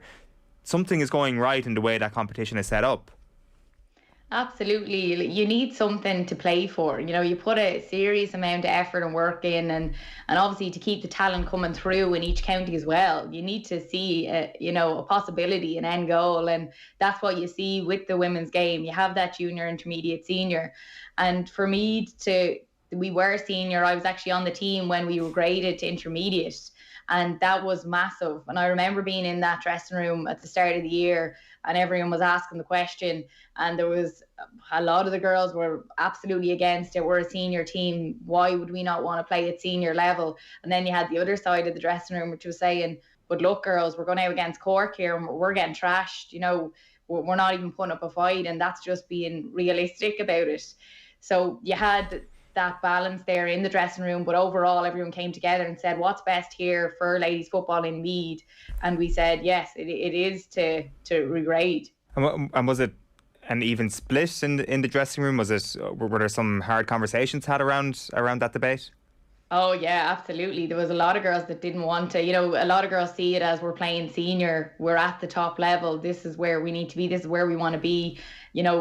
We play to play at the top level and that's where they wanted to stay. But I think if you looked at the long-term goal, and they did in the end, they've seen that, look, if we look at the long-term goal here of wanting to win medals, wanting to win championships. This is what we need to do. And inevitably, look at what's happened. Like, they've really seen some serious growth. And the first few years of intermediate was so tough. The intermediate championship is no joke. You know, it's very, very tough, and everybody says it's hard to get out of. So we had some tough years, but once we finally did, you know, you seen the girls and you see what they're doing now, and they've gone on to win it. And now, 1 year on, they're in an All-Ireland semi. So as you said, Eoin, it does work. That system works. So, like, because it's a really interesting one, and I'm not sure what the answer is on a whole multitude of things, and on a whole different level of competition structure and all that. But so, say for example, if your Meath team hadn't been regraded and you stayed at senior level and competing for the All-Ireland, do you think you would still be as close to Dublin now as this current team is, or it is actually dropping down and letting Dublin push the boat out, letting them win as many All-Irelands as they want, and Meath dropping down and winning their intermediate All-Irelands? Is that actually the only way you can close that gap? God, I don't know if it's the only way to close it, but I suppose talking from Meath and their experience in the last few years, I think those younger girls, like they were very successful with minor coming through, and they'd won All-Irelands there, and you were always going to get those girls up, I suppose. But those girls seen that there was a change. They seen the Meath was starting to win games, because there was a point there on where we weren't winning any games. Like and that does have a knock-on effect. So, there's young girls seeing that and they go, sure, look, we'll concentrate on something else here. But we started to win games. I remember us winning our first Leinster, and that was massive in the county. And from then on, they went the next year, they got one step closer, and then they won the All-Ireland then. So, yeah, I do think that we wouldn't be at this stage unless we hadn't regraded, because, we needed to put that groundwork in. We needed to go back to almost, the start, to regroup. There was new management in, and it was just a fresh start. And I do believe that the regrading was the best thing that Meath football could have done. And that's why we're seeing this growth.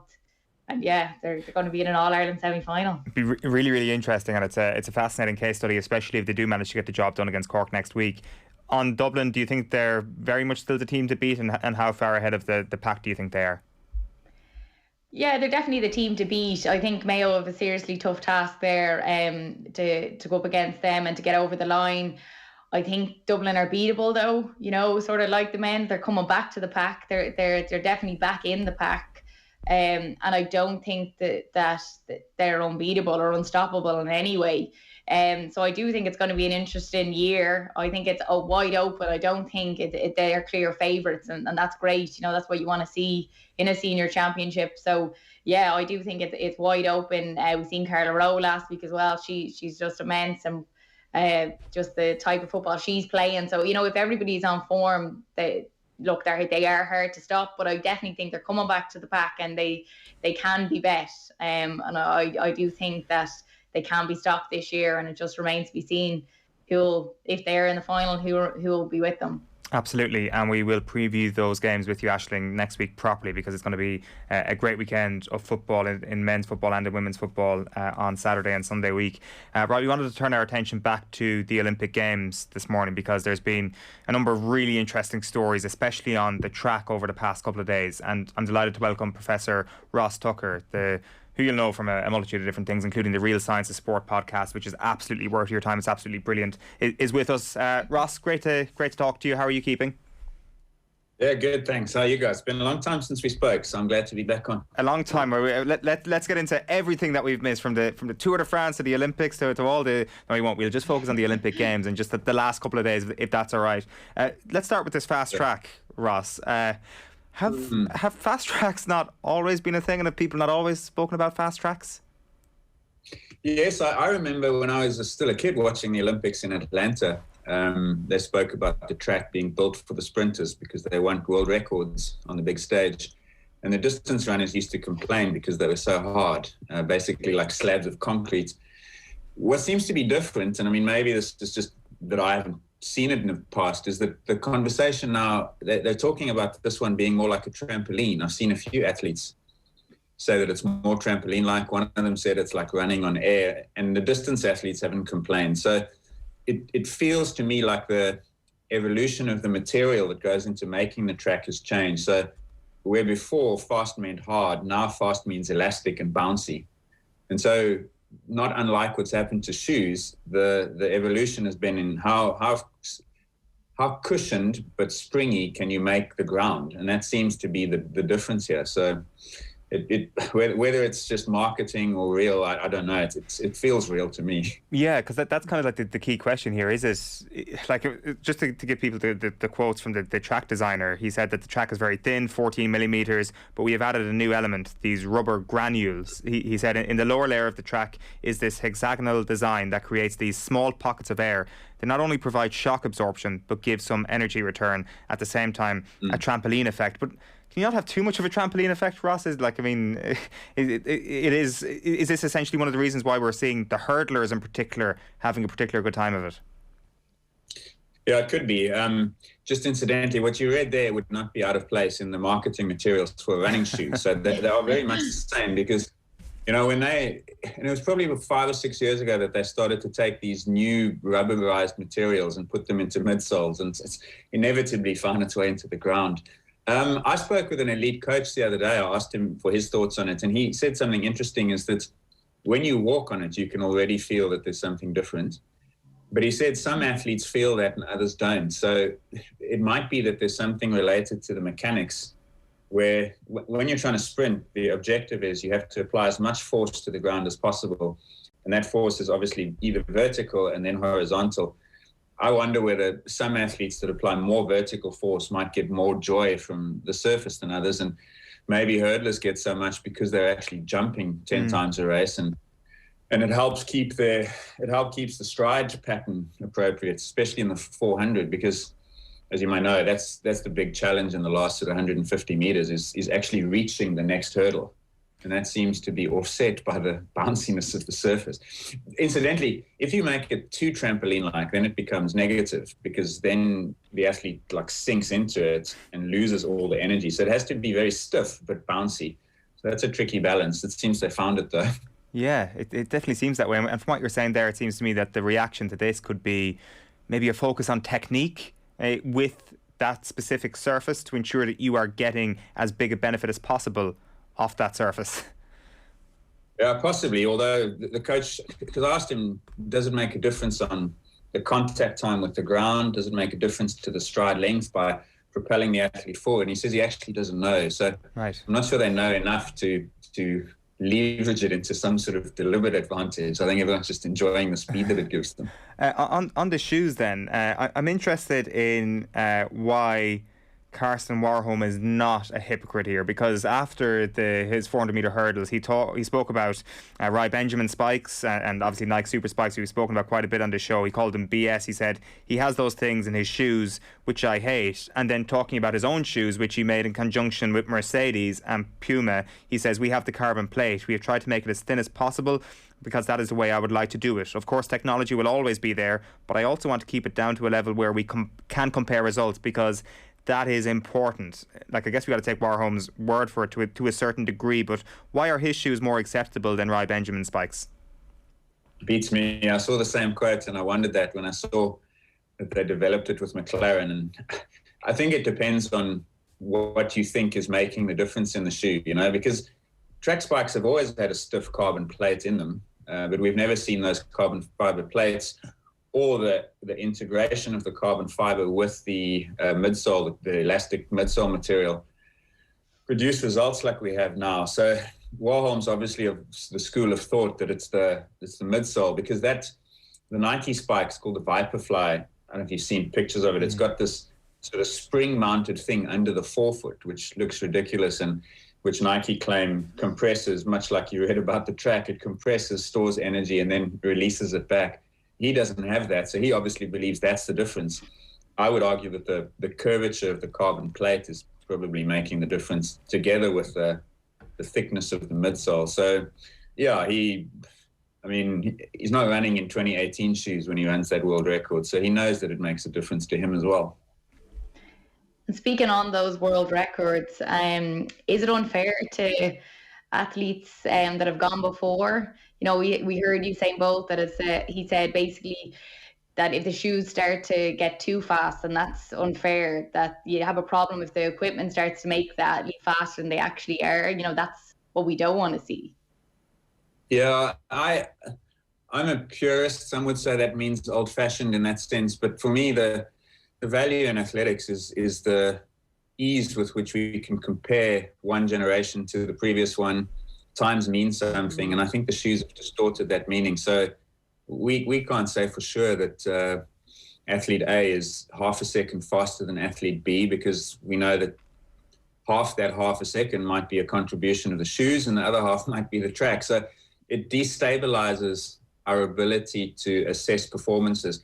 I suppose, on the other hand, you'd say an athlete who's retired doesn't really have a right to fairness. I mean, Usain Bolt watching the Olympics on his couch is basically looking after his own legacy, and that's eventually going to change anyway. Records will be broken, whether they're broken 10 years too soon, thanks to tech, maybe one would argue is irrelevant. I always think the bigger concern is there fairness right now? And that's debatable when it comes to the shoes. So, yeah, I guess whether you're a Luddite or a technologically advanced person, you'll differ on that one.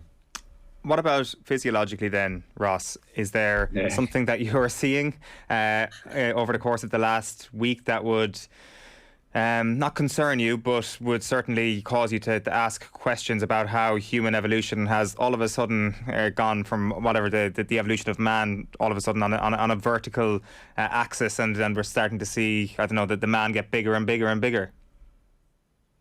Yeah, I mean, it feels like humans have made a breakthrough in the last sort of 18 months, now performing at a level that previous versions didn't do. That might be biased. I mean, that could just be confirmation bias, because I'm looking at Elaine Thompson and Sheahan Fraser-Price and the 400 hurdlers and saying, oh, look at this. But meanwhile, the men's 100 maybe has never been weaker. So the 400 is also probably not going to be as good as it was 5 years ago. So why one event and not the other? Why not all the events? So there's a lot of, call it noise, that affects our ability to interpret this. It would be quite an interesting exercise to really sit down and say, right, what is the 10th best athlete, the 50th best athlete, the average of the top 50? What are they doing now compared to 2-3 years ago? And of course, I guess where you're going with this is that with COVID and lockdown and the sort of global cessation of anti-doping, there's been no disincentive for athletes to dope over the last sort of 12, 18 months. I mean, I think in the quarter that the lockdown was the worst, so now we're going back to March, April, May last year, I saw stats that many countries in Europe had not conducted a single test in that 3-month period. I think the UK anti-doping conducted 5% of its normal testing. Now, the authorities, anti-doping authorities, are always telling us that we can trust the performances because the testing out of competition keeps the athletes clean. Well, if that's true, then the reverse must also be true. So I think there is reason to doubt what we see. Have you begun to reconsider how quickly the rate of world records that are being broken, or the magnitude with which world records are being broken? Have you begun to reconsider if that'll actually start to level off at a sooner rate than you thought, or if we're going to see world records continue to be broken for years and years and years to come? Well, I thought it had leveled off. I mean, you looked at the world record books 4 or 5 years ago, and you had these two batches. You had all the sprint performances, which were Bolt from the late 2000s, and then you had all the distance records, which went back to the 1990s and early 2000s. And then on the women's side, of course, you go even further back, because the steroid hormones of the 70s and 80s moved women into a place that no natural female can get to. So it looked like they'd already stagnated, and now all of a sudden we've seen them chop down in the middle distances. We've seen them cut down in the long distances. Shoes, are the shoes confounding the analysis, or is it all the shoes? No one knows. So it's quite an unstable time, and I mean, I'd hate to predict, but if I say now it's hard to see it continuing, then by 2024 it'll have continued and it will all look foolish, So who knows? Yeah, and then what about on a purely? So obviously there's a ton of variables involved there: technology, anti-doping. They're two of the big ones. But what about on a purely physiological level, Ross? Is there still room for evolution, I guess?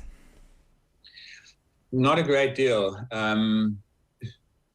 The only way you could see that is if there was some sort of breakthrough or the emergence of a new population. So I think you could go back to the sort of 70s, 80s, and at that stage, sport wasn't truly global. Now, sport is truly global. So it's very difficult to imagine that there is a group of humans who have some genetic advantage, whether it's for sprinting or distance running, who haven't yet been exposed, identified, and then pushed through the system to run at the Olympic Games. I mean, I saw this morning, Burkina Faso became the 100th country to win a medal in track and field at the Olympic Games. So this is now a properly global sport. And I can't imagine that there's anything there, like the emergence of a new group of people. So then you've got to say, well, can we do things that much better? My impression is that things like sports science and medicine haven't gotten 2% better in the last 20 years. They get 0.1% better. And we're actually sometimes revisiting things that were out of fashion 20 years ago. So no, I can't think that anything other than tech is going to propel humans faster. Maybe if we send Dave Brailsford to Burkina Faso and tell him about marginal gains, we might actually see the next big breakthrough, Ross. One other thing we want to chat about, because it's a really fascinating story, are the Namibian sprinters. And Christina Mboma, the 18-year-old sprinter from Namibia, who won a silver medal in the women's 200 metres this week. So herself and Beatrice Masalingi, also from Namibia, they're not allowed to run in the 400 metres, which is their better distance. They are women with differences in sex development, DSD, as it will be more commonly known to people. They can't compete between 400 metres and a mile unless they've taken medicine to lower their testosterone. So just for people who might be coming to this a little bit fresh, Ross, could you remind us of the background as to why they can run the 200 but not the 400? Yeah, what a convoluted story. Like, I mean, if aliens landed on Earth and saw this, they'd say this is ridiculous. How can you be legal on a Saturday because you're running a 200 and illegal on a Sunday because you're running the 4? Surely whatever gives you the advantage in the one event is still there for the other, because they're so similar. But the way that it developed is that back in 2016, the sport had a policy for DSDs that covered all the events. And that policy was challenged by an Indian sprinter called Duty Chand, who ran in the 200 in Tokyo. I saw on television the other day. And the court case basically ruled in her favor, but they said to World Athletics that we understand why you have this policy, we get it, but what you need is evidence to support it. So go away, you've got 2 years, and come back to us with evidence. And so off they went, and they produced what really can only be described as very average evidence. They looked for relationships between testosterone and performance at the World Athletics Championships over 2 years, two cycles. And they were only able to find that relationship in the 400 and the 800. In other words, in those two events only, women with high testosterone had a performance advantage compared to women with lowest testosterone. And so when they then came back to the courts to revise their policy, they were constrained because they couldn't cover all the events. They could only cover the events for which they had evidence, poor evidence. And so they ended up in this very clumsy situation where, and I mean, I was at the Court of Arbitration hearing, and their theoretical argument was beautiful. It was so strong, this idea that testosterone gives an unfair biological advantage to people who benefit from it, males, in other words. And if you allow that confounder, androgens, to enter women's sport, then it distorts integrity and fairness for women, and so therefore women's sport needs to be closed off. I mean, it was a tremendous argument, but then the evidence in support of it was so poor that they couldn't apply this theory to everything. So they ended up capturing the 4 and the 8. They added the 15 because Caster Semenya was running it. And so they said, well, a lot of 800 meter runners also do the 15, but they didn't go the other way. I mean, they should have said that a lot of 400 runners also do the 2, but they didn't. So that loophole allows the Namibians to just say, fine, we'll go win medals in the 200. And that's a really interesting point you make about Semenya there, that I think you actually, did you testify on behalf of Semenya in that hearing because of, in the CAS hearing, because of the fact that the evidence in your opinion was so shaky? Like, it certainly seems to me that regardless of your viewpoint on this, when it came to Semenya, she was targeted because she was winning, which is not the way you can work something like this. No, exactly. Like, I mean, and that's the same situation they're going to be in now if they add the 200. And it was almost by design, because when they went away to find their evidence as per the court instruction, the study they did, as I mentioned, they just looked for which events or could they find where testosterone predicted performance. And of course, they found it in the events where the athletes with the high testosterone were. So Semenya was there. They had a couple other 800-meter runners. And so they basically set up, it was a circular argument. So I don't think, I mean, I'm giving them the benefit of the doubt here, but I don't think they targeted Semenya, but they certainly designed a process that was going to isolate and identify her for regulation. So now, I mean, I don't know if you've got this game where you go to the fairground and you hit the crocodile as it pops its head out the hole. That's what they're playing now, because now you're going to have these, and this Mboma, who won silver in the 200, her first 100 meters is so poor that if she could fix that, she'd win the gold, and she could probably break the world record. So they're going to be faced with the same thing, and then they're going to add the 200, and people will say, well, you just don't want these black African women to win. That's what's going to happen. Yeah, where does it leave these athletes if you do add the 200? They just stop competing, some of the greatest athletes that we've seen. Sorry, I missed the first part of that. Just that if we add the 200, then where does it leave these athletes? You know, do we just stop seeing these athletes competing, like some of the best athletes we've seen? Yeah, I mean, if you add the 200, then they've got to go to the 100, or they'll run the 5,000. Okay, they're not going to go up there. But I mean, one of the other DSD athletes, Francine Niyonsaba, went up. She ran the 5,000. So, yeah, they've created this weird paradox that allows athletes to just kind of move around and try and escape the regulations. And again, I mean, I testified at the case about the evidence, but the principle is sound. You have to protect women's sport against the male biological advantages, but the way it's been done is just so damaging to the person who's covered by it. It's a real shame. You mentioned there about Mboma's run, and if she managed to get the first 100 nailed, she would have been a gold medalist winner. And thankfully we've got Seb Coe, who's given his reaction to the race. He says it was pretty observable that the last 30 or 40 metres were impactful, and actually I think that vindicated the decision about the 400 metres. If you were finishing a 200 like that, you extend the runway. That in a way supports the judgment that was made. I presume that went down very well in the scientist community, Ross. I saw that quote. I mean, you'll always manage to find a way to distort something into something else. I mean, for that is called like silver lining thinking, if you've ever seen it, you know, or glass half full. Crazy theory. I mean, yeah. Honestly, I'm speechless to even respond to it. It's just a bizarre defense that he's offering. I mean, truth is, if she improves her start, this was her first major competition at 200. I think she came in a second slower than she ended up running 3 races later. So by the end of the season, she'll be winning, and by next year she might be breaking the record. So. Then what would you say then? I want to go back to what Aisling said there, because we're kind of tight on time, and it's a really interesting question about where that leaves athletes in these positions. So more from Seb Coe, he kind of spoke about the option of an open category in the future, a restricted biological female category. He says, I don't think that's where most of my council are at the moment, but this is a debate. I've heard coaches and people who are interested in the sport and more broadly from the sport have discussed that. Is that a realistic avenue at some point in the future, Ross?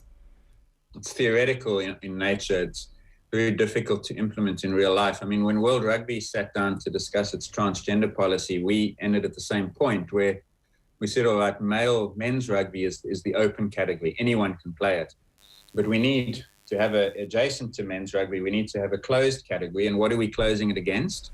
The biological effects of testosterone. So then sport changes from having men's and women's to having open and then protected. But the thing is, ultimately, it's just renaming the same category. And so when that was presented and discussed with the transgender community, they rejected it on that basis. And that's why it'll probably not work there either. But in theory, that's what men's and women's sports categories do. It's just putting a different name to them and then hoping to convince people that somehow that makes it palatable to those who don't want it. There may be a very short answer to this question, Ross, but is there a world in which you can see an organisation like World Athletics finding some sort of satisfying answer to the debate between inclusion and diversity and fairness? If satisfying means that both sides are happy, then absolutely not, unfortunately. If satisfying means that the majority are happy, then of course. And if satisfying means that the minority is happy, then they can do it. But the point is that they have to choose. You know, the sports are going to have to make a decision around which one they value. Do they value the fairness or do they value inclusion? Because at the moment, I can't see that there's a way to achieve both at the same time. And is your sense that inclusion is higher up on the priority list for World Athletics specifically at the moment, or have they fudged it so badly at this point that it's muddied the waters where you don't actually know which is the higher priority? No, I think their priority at the moment is fairness, because that's why they've taken the approach that they did in the Semenya thing, and they did do it badly, to be fair, or to be honest about it. The debate really is whether the fix, you know, they ask these athletes, you mentioned it, they ask these athletes to lower their testosterone levels and then they can compete. They do the same thing with trans women. So they're trying to facilitate inclusion and fairness at the same time. There's no evidence that fix works. And so the ball is back in their court now, and it's back in the IOC's court to say, all right, we had this idea and it was going to work for fairness and inclusion. It clearly doesn't. So now again, we have to choose. And then I suspect that they will be pressurized into weighting inclusion more than fairness. But that remains to be seen. It's really interesting. We could obviously go on for hours here, and I would encourage people to go to the Real Science of Sport podcast and listen to Ross talk about it for a more in-depth conversation about it for sure. Before I let you go, Ross, I mean, your beloved Springboks this weekend, are they going to get the job done? Yeah, I think so. I think the momentum is with the team. The loss of three players, especially Faf de Klerk, is a big deal. I think that'll compromise defensively what we are able to do, but I suspect that we will get it done. Come for the athletics analysis, stay for the rugby prediction. Professor Ross Tucker, thanks a million. Thanks, guys. Ciao. Cheers. And as I say, you can follow him at Science of Sport on Twitter as well. Just to let you know what's coming up on OTB Sports Radio throughout the day. From 1 o'clock, we'll have Jerry Eisenberg talking Muhammad Ali. 3 o'clock then is the history of sport with Paul Rouse. And then from 4 o'clock is a retro panel on sport and Irish identity. From 5 o'clock then, as it is the case every single day during the Olympics, is the Olympic Show with thanks to Indeed. And then from 6 o'clock, OTB Gold with Declan Murphy talking about his book Centaur. And then at 7 o'clock, Off the Ball is live on the OTB Sports Radio and on your radios tonight. We're checking in with Ross and Harry Byrne before 9:30 this morning on OTB AM. And up next, we're hearing the latest from the Olympics with Neil Tracey. OTB AM on OTB Sports Radio, Ireland's first and only sports radio station. The Football Pod with Paddy and Andy, our new weekly Gaelic football show with Paddy Andrews and Andy Moran. Yes, Dublin aren't in great form, but they're bored out in their mind time. Paul Mannion and Jack McCaffrey aren't playing, yes, because of the stress and the strain, but they're a bit bored, like. They're mid-20s, they should be still playing football for Dublin. The likes of Conor O'Callaghan needs a Mayo coming to Croke Park, needs to be playing a Kerry in an All-Ireland final to really get themselves going, and I think that's where it's at. Download the OTB Sports app and subscribe to the GAA podcast feed now. Sean, what's that thing going round the garden? That is our new Husqvarna Automower. Automower? Yeah, it's a robotic lawnmower from Husqvarna. Cuts the grass automatically, has GPS tracking and an app. Even works in the rain. I just thought, why spend time cutting grass when I could spend it with the family? Great! You can put the dinner on, so... No can do, love. Have to paint the man cave. Husqvarna Automower. Never mow again. Learn more at husqvarna.ie. OTB AM. With Gillette, put your best face forward with our new and improved razors. Welcome back. It is 9:09 on this Thursday morning. This is OTB AM. It is Eoin and Aisling O'Reilly with you right the way through until 10 o'clock this morning. Neil Tracey is here to bring us up to speed on another medal. Well, a medal of a different colour this morning for Team Ireland. Yeah, it certainly is. Owen, as we know by now, boxer Kelly Harrington will be looking to follow Michael Carruth and Katie Taylor this Sunday and become Ireland's just third ever boxing gold medalist at the Olympic Games. She booked her place in the final with a split decision victory against Sudapon Sissondi this morning. The 31-year-old will now take on Beatriz Ferreira of Brazil in the gold medal bout in what's going to be a meeting of the 2018 and 29 world champions. Meanwhile, another good day as well for Natalia Coyle, because the three-time Olympian now is in third place overall after the fencing section of the modern pentathlon this morning. The Meath woman picked up 238 points across her 17 matches this morning, winning 7 of her final 8 matches, and the remaining rounds of the modern pentathlon will all take place tomorrow. Also a pretty good day as well for Stephanie Meadow and Leona Maguire on the golf course, because they've boosted their chances of a medal. They're both 4 under par and tied for 11th place after 2 rounds in Tokyo. Meadow had a 5 under par round of 66 today, with Maguire signing off for a round of 67. World number 1 Nelly Korda double bogeyed the last, but she has a 4-shot lead on 13 under. Now, it remains to be seen if this is going to be a 3-round or a 4-round competition. The organisers put out an update this morning saying that they are prepared to play the final round on Sunday rather than Saturday because there's a large tropical storm incoming. But they did say if they are unable to complete the final round by Sunday, then it would be reduced to a 54-hole competition. So, unfortunately, not a huge amount of clarity as to how long the competition is going to be. Then also in Olympic news, Tanya Watson narrowly missed out on a place in the 10-metre platform diving final. The 19-year-old was 15th in her semi-final, where the top 12 advanced to the medal places. Andrew Coscarin is in action in the 1,500 metres semi-finals at lunchtime today, while at the moment Mark Downey is in 17th place overall in the Omnium after 2 of the 4 stages, while David Kenny is in the early stages of the 20-kilometre walk. And just a few other soccer stories to bring you. Dundalk manager Vinnie Perth says his side are capable of upsetting Vitesse Arnhem in the 3rd round of qualifying in the Europa Conference League this evening. They're in the Netherlands for the first leg of that tie this evening. Michael Duffy is back for Dundalk. A 6 p.m. kick-off. Duffy had missed both of their games against Levadia Tallinn, while Shamrock Rovers manager Stephen Bradley is hoping that Graham Burke will be available for their first leg against Teuta of Albania. That game gets underway at 8. And finally then, Eoin and Aisling. Celtic go in search of their first victory under new manager Ange Postecoglou today. They face Czech side FK Jablonec in the Europa League qualifying later. They're in 3rd qualifying round of the Europa League after they fell out of the Champions League with defeat against Midtjylland.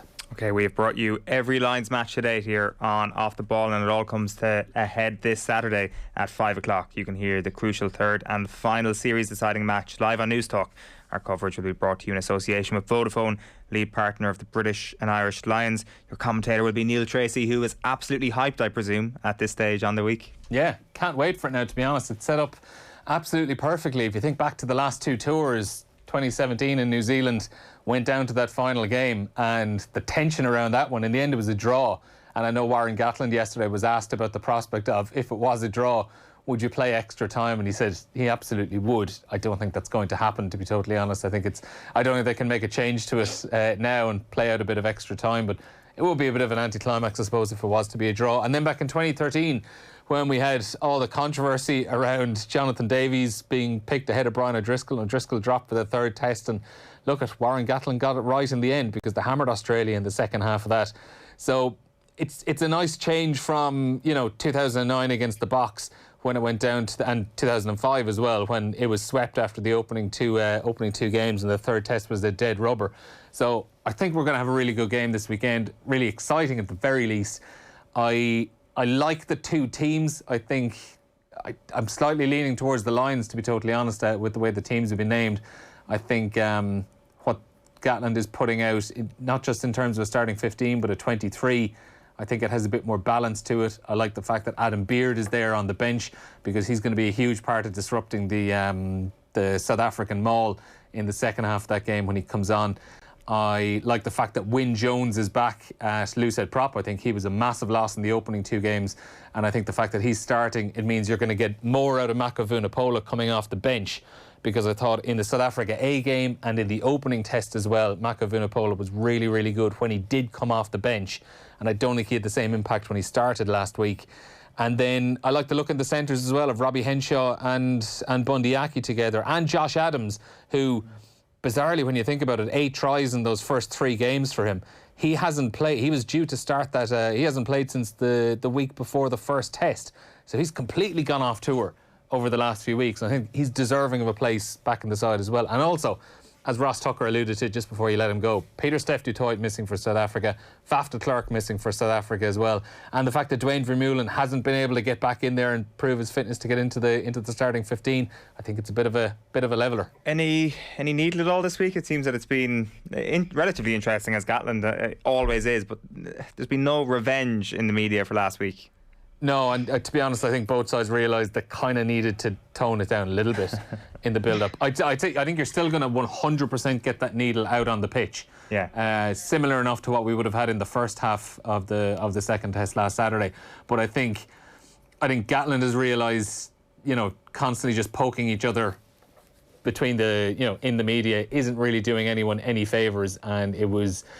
I think it was all just a really bad look last week, to be totally honest. The optics of it were pretty terrible. Both sides just making passive-aggressive comments at each other non-stop.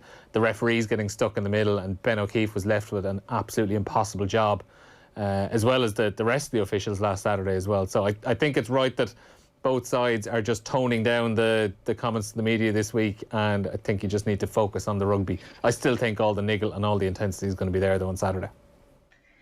And the momentum is definitely with South Africa. Do you think, obviously we've 6 changes in there too with the Lions, will they change it up tactically, how they play? What do you think we'll see different from the last test? I think the Lions certainly are going to change it up. Like having Ali Price back in there ahead of Conor Murray as well. I think it's going to look a lot more like the Lions team of the opening test, where they had a little bit more tempo. And I thought it actually worked quite. Like, I know we obviously want to see someone like Conor Murray starting a Lions test, but I think he was actually more effective when he came off the bench to be able to kind of manage the game for the Lions in the second half of that opening test, where Ali Price was able to kind of set the tone and Murray's able to come on and finish the job and manage things really well. Whereas I think in the second test, by the time they were able to make that change, they were into chasing it at that point. So I think the Lions selection, it just seems a bit more sensible all round, I kind of think. And I think you're going to see the Lions looking a lot more like the first test, where they were actually able to improve as the game went on, as opposed to last week, where they kind of laid all their cards out in the opening half and weren't really able to lay it low on South Africa in the second half. And I think from South Africa's point of view, I'm curious to see what happens with how they play off scrum half, because as we've always seen, Faf de Klerk kicks the leather off the ball and does so brilliantly. It's not a criticism of him. He does it brilliantly, but obviously he's out injured. Cobus Reinach is in, who would be more known for his ability to run with the ball. He kind of plays almost in the style of Antoine Dupont, where you would have seen him at the 2019 Rugby World Cup, where he's just popping up on everybody's shoulder, left, right and centre, looking for offloads. But I have seen people who have seen a lot more of Cobus Reinach over the last year, 18 months, talking about how his game has developed over the last 12 months, where he left Northampton Saints and moved to Montpellier. And remember as well, he's playing alongside Handré Pollard, who is a clubmate of his at Montpellier as well. So even the fact that South Africa haven't played too much rugby together over the last year or so, they're 9 and 10 are with each other every single day at Montpellier. Now, I know Handré Pollard was out all season with a cruciate, but even just having that little bit of continuity is probably going to be important too. Absolutely. Well, it's going to be a 5 o'clock kick-off on Saturday. Neil Tracey will be your lead commentator for that. Right, at 18 minutes past 9, I can tell you that OTB AM is brought to you live by Gillette. Good morning. Start with Gillette. Put your best face forward with their new and improved razors. And right now we're checking in with Ross and Harry Byrne as part of Dublin Simon Community's Run at Home. OTB AM. This is OTB Sports Radio.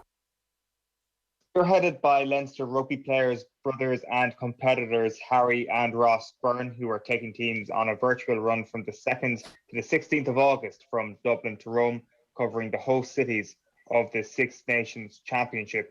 We have the Dublin Simon Run at Home. On registration, participants will automatically be assigned to Team Ross or Team Harry, with Ross and Harry acting as team captains. Each team will work toward the collective goals of running from the Aviva to the Stadio Olimpico in Rome and back, covering the host stadiums of the Six Nations.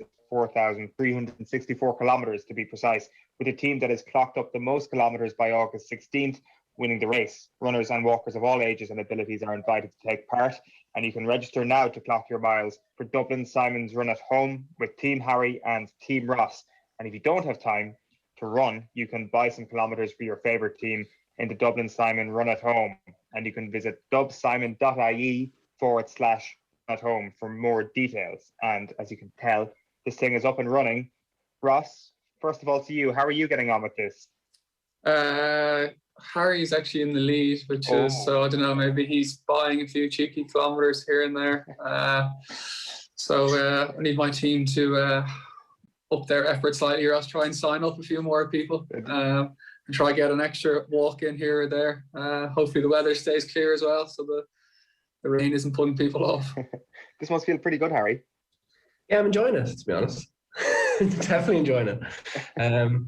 We'll see how we go anyway. I'd say it'll even up in a while, but enjoying being in the lead at the moment, but it's early days.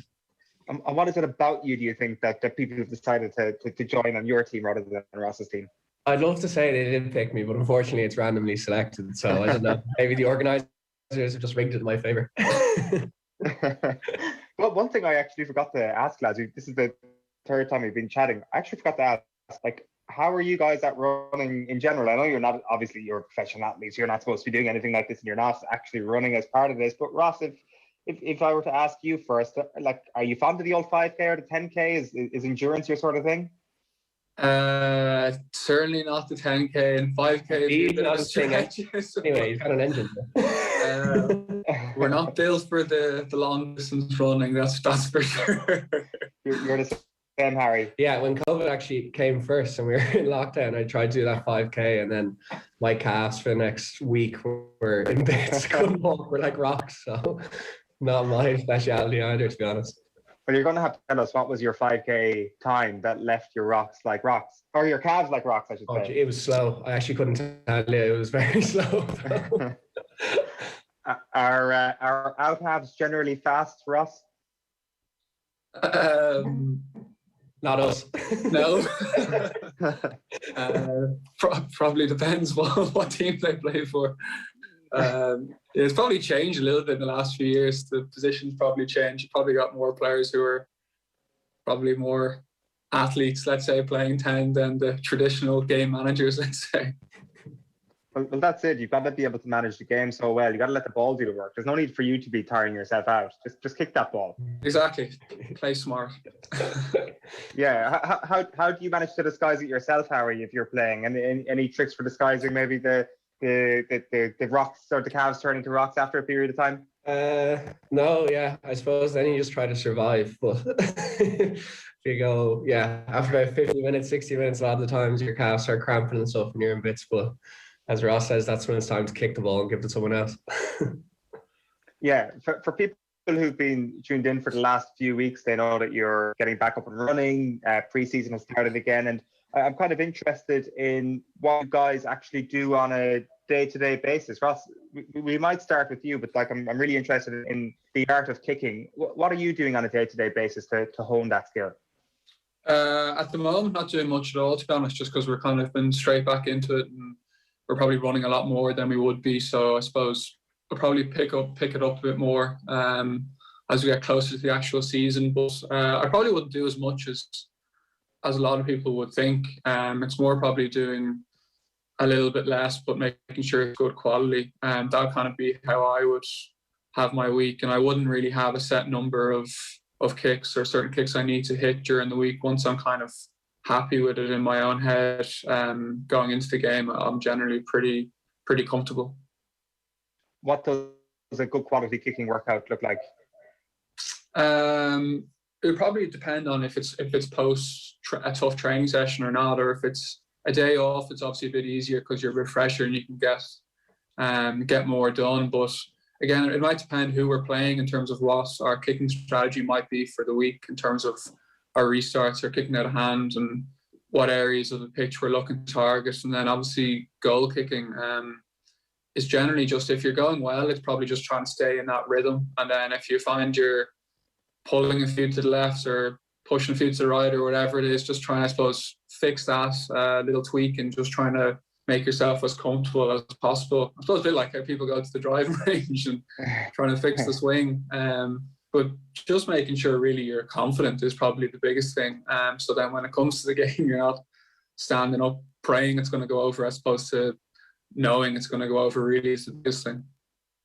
And is training almost always a sign of how you're going to play at the weekend? Like when you have a bad training session and all of a sudden come away from a match and like, actually when the whistle blew, I was on it.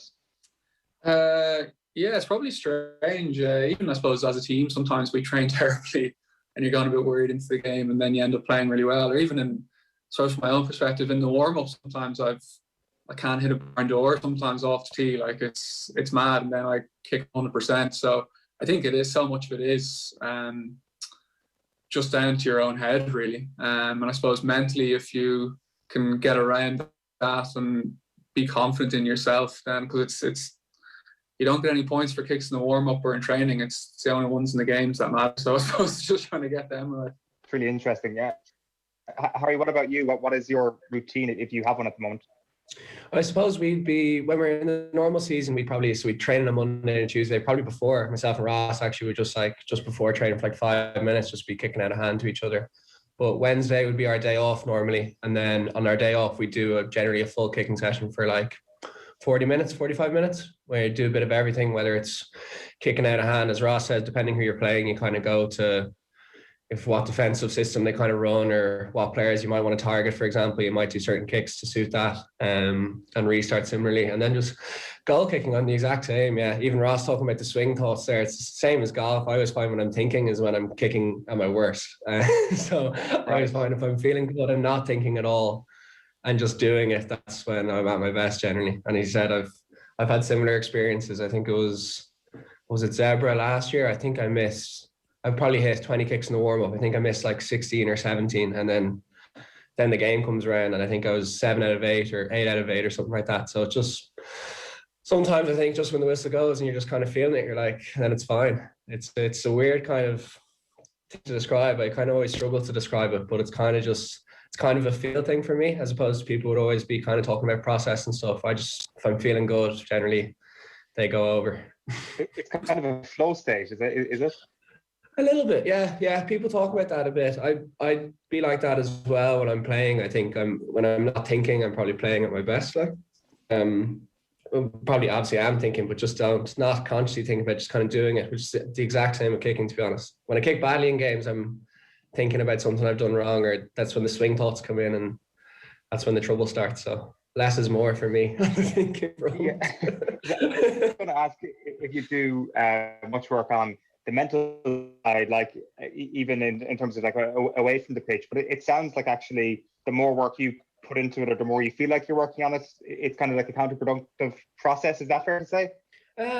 Potentially, yeah. Well, like there is a bit of mindfulness and stuff that we've tried before. They did run class in Leinster. I wouldn't be massively into it though, to be honest. Like kind of similar to Ross. Like I just feel if I'm feeling good, the confidence is there, then I'm generally good to go. And that seems to be the thing, Ross, when it comes to highly specialised positions like yourselves, there is no one-size-fits-all approach. No, I don't think so. I like how Harry's saying he gets in the flow state there.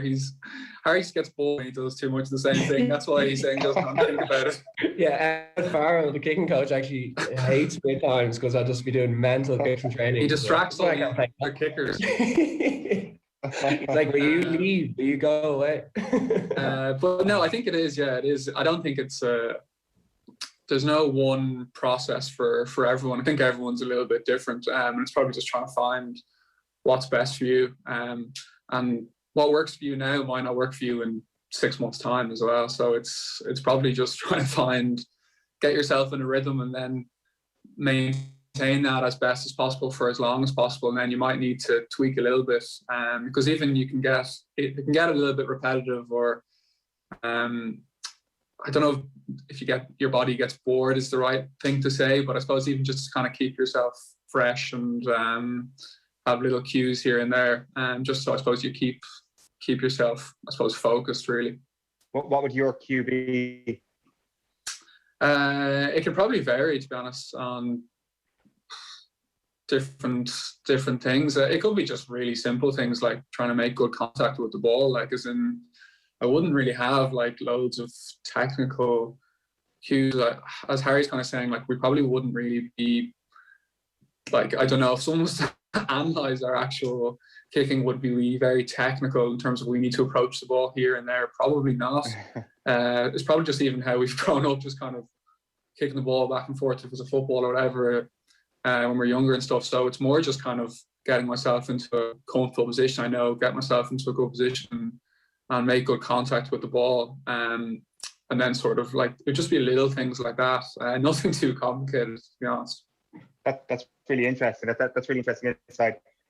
You mentioned there that you're in pre-season. I mean, like when we were talking about the Dublin Simon run at home there a moment ago and your ability or otherwise to be able to do this, I presume after a little bit of Leinster pre-season training, you guys will be absolutely fine to do this. I hope so, yeah. Yeah, if it was in 3 weeks' time, we'd be winning, definitely. With the amount of running we're doing at the moment, yeah, I would definitely hope so. Because when we talk to people from a whole range of sports, especially after they finish their careers, they always talk maybe about in rugby, the amateur days, or in GAA, basically all the time up until like 2009, 2010, they always talk about pre-season just being just a horrible place to be. But I assume, Harry, that's not how a professional setup works in 2021. You all come back in at the start of the summer in pretty decent nick. It depends. Yes and no. Yeah, the first 3 weeks you're definitely working off a bit of a belly or something, but hopefully it goes really quickly enough. But no, yeah, no matter. I don't think it matters any of the sport. I think pretty much everyone is pre-season is pretty much hell when it's that hard. Like, but especially when you're in the heat like that. But it's a necessary evil, unfortunately. Mm-hmm. We got both of your takes on the kicking in the Lions this time last week, and there was a lot more kicking as it turned out in the second test. How do you see the final test going? Harry, we might start with you. No, it's interesting. They're pretty physical, the South Africans, aren't they? And the 6-2 split reverting back to type definitely worked for them. So I don't know. Like, I think it's going to be very tight. Obviously, Lions as well, the backline picking Bundy as well, getting a bit more physicality in the centre, I think. Moving Robbie to 13 would be interesting. They obviously know each other very well. So I'd say a few partnerships that are kind of, hopefully, you think, developing a bit. And I don't know, it's tough to call. It'll be interesting to see, to be honest. Listen, I mean, there was so many breaks in play last Saturday, and the way you guys are talking today, that would sit you guys down to the ground. Ross, 2 hours and 15 minutes to play 80 minutes of rugby. That's easy, isn't it? Oh God, it was painful to watch. I think it's everything we don't want in rugby, but unfortunately, it's kind of the way it's gone a little bit lately. The first half was well over an hour, so it's hopefully this game is a bit more open and Dan Biggar gets the pass ball more than 3 times, which would be it's just interesting, I suppose, which way the Lions go. Because, everyone knows what way South Africa are going to play, and it's hard to argue considering they won the World Cup playing that way. So it'd be interesting to see if the Lions do play a bit more openly. In some of their selections as well, even players on the bench they have, obviously with Sam Simmons and Finn Russell, it would suggest that's what they're going to try and do in the last 20 minutes maybe. So it'll be interesting to see if they can, I suppose, hang in maybe until then and then maybe try and open the game up. Yeah, for sure. It's going to be an absolute cracker, no doubt, this Saturday. But the big rugby clash, of course, is Team Ross, Team Harry at the moment. Team Ross trailing. That is the big rugby news this morning. Just to remind you that it's spearheaded by Leinster rugby players, brothers and competitors, Harry and Ross Byrne, who are taking teams on a virtual run, which began on the 2nd of August, but you can still sign up. It's going until the 16th of August from Dublin to Rome, covering the host cities of the Six Nations Championship. It is the Dublin Simon run at home. And on registration, participants will automatically be assigned to Team Ross or Team Harry, with Ross and Harry acting as team captains. Each team will then work towards the collective goals of running from the Aviva Stadium to the Stadio Olimpico in Rome and back, covering the host cities of the Six Nations, with the team that has clocked up the most kilometres by August 16th. Winning the race. Runners and walkers of all ages and abilities are invited to take part, and you can absolutely still register now and continue to register over the next little while to clock your miles for Dublin Simon's run at home with Team Harry and Team Ross. And remember, if you don't have time to run, you can buy some kilometres for your favourite team in the Dublin Simon run at home. Just visit dubsimon.ie/run at home. Harry, Byrne, Ross, Byrne, thank you so much. Thanks very much, cheers. OTB AM. This is OTB Sports Radio. Yeah, 9:34 on this Thursday morning, and OTB AM is brought to you by Gillette. Good morning, start with Gillette. Put your best face forward with their new and improved razors. Tomorrow morning, we're talking the Lions with Alan Quinlan and Rob Kearney. There is our GAA quick picks, the crappy quiz, and all the reaction you will need from the Olympics, as well as plenty more preview ahead of that gold medal bout at 6 o'clock on Sunday morning. We're leaving you here with the story of Jack Woolley, Ireland's first Taekwondo Olympian. Now, if you cast your mind back to July 24th, that was the first Saturday of the Games. Very sunny, heat wave, and a lot of us turned on our TV or turned on our radio to see how the Irish had done overnight. And we heard a very, very upset Jack Woolley, who was beaten in his opening fight in the 58 kg Taekwondo. And just like that, and you could hear it hitting Jack, years of work had resulted in huge disappointment. Very happy to say, though, Jack is with us now. Jack, you're very welcome. Thanks for the time. No, thanks very much for having me on. No, it's great to have you on. I think a lot of us on that Saturday morning were heartbroken for you as we heard your interview on TV or on radio, and you could just hear the absolute devastation. I don't know how you're feeling now, a week, 2 weeks on. Yeah, it was very, very tough at the time. And like even like days had gone past, it was probably like a week, and even just talking about it was getting me like emotional, and I was getting very teared up, and but I've given myself a bit of time. I'm trying not to be as harsh on myself as I probably came across in the post-fight interview, but it's still quite upsetting, but I'm trying to take the positives, because if I keep being so negative on myself, I don't think that's going to put me in a good place to focus on getting to Paris at the next Olympics. So that sounds like a good way to look at it, because again, it jumped out to me that you were being harsh on yourself, and you could get glimpses of how you are harsh on yourself, because even just you had these throwaway comments which gave us an insight, I think, into how your mind was working, because you were saying things like, I feel like I should apologise to people who've helped me and those who've supported me, and they're all telling me that I've nothing to apologise for. But I mean, they're just saying that to make me feel better. That's just what they're saying. And you could just see how like your brain was finding ways to almost attack yourself. Yeah, no, to be honest, I still feel like that. No, but that's just the way I am. I'm very competitive. So when I don't do my best, especially when I've had so many people over the years like sacrifice so much, I don't look at myself.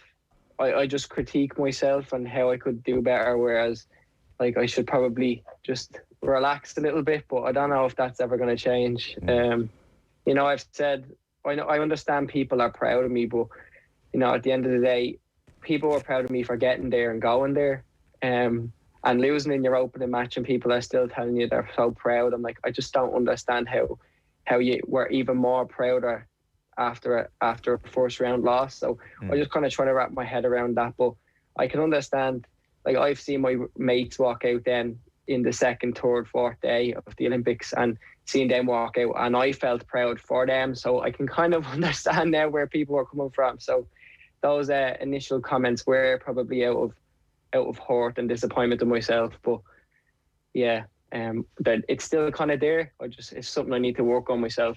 Who do you turn to for advice over the last 10 days, Jack? To be honest, I don't. Ideally, I'd turn to my parents, because I'm actually quite close to them. I still live with them, and they're always there for me. But I feel like when you talk to the people you're close with, they might just tell you what you want to hear, or maybe what they think is best for you to hear, that they're not kind of being honest with you. So I turn to my two best friends, who are quite harsh, but are very similar to each other. Like I would be the same with them. If they asked me a question, like even if we were going on a night out or something, and they were like, "Oh, do I look fat in this?" I'm like, "Yeah, like maybe you should change." That's just the way we are together. So they're probably the best ones for me, just because I'm a very realistic person. I like the truth, and but they were so like complimentary, and they were really proud of me. So that just kind of made me feel a little bit better about myself, because like I said, your parents are there to support you all the time, and you don't necessarily listen to them 24/7, but I have a good group of people supporting me at the moment. So okay, so when your mates tell you, "Look, Jack, you're not a complete and utter failure," that's a bit easier to take on board. Yeah, because it's somebody your own age, like. Yeah. Have you watched the fight back? Yeah, I watched it. I watched it 3 times, and 3 times I felt 3 different emotions. The first time was anger at myself. Second time was hurt because I realised watching it back that I wasn't such an awful performance for myself. There was a lot of things that should have gone my way but didn't, like some head kicks that didn't go on the board, what we protested as well. Some of the scoring system was a bit shocking, but then that started being, okay, I was upset with the result. I was kind of upset with the sport. And now I'm watching it back and I'm like, you put in a good performance. Don't be so harsh on yourself. Maybe just work on this and work on that. And I think when I watch it back a good few times in the future, it'll be something that I'll use in training to help adapt myself for future fights. So it's constantly change of emotion when I watch it, but I don't want to get too fixated on it right now. Yeah. So the wider context, just for people who may not be aware, you went into the Olympics ranked 8th in the world. You were in as 6th seed at the Games of 16. You were certainly talking about feeling like you were there to really push for a medal, not just happy to be there. You were feeling very confident. It was Lucas Guzman of Argentina. Ultimately, the score was 22-19. So it was in the dying moments that he caught you. First round, I have it down, reported as 9 points to 6 down in the first round. Second round, you come back really well and you're 13 points to 12 ahead in the second.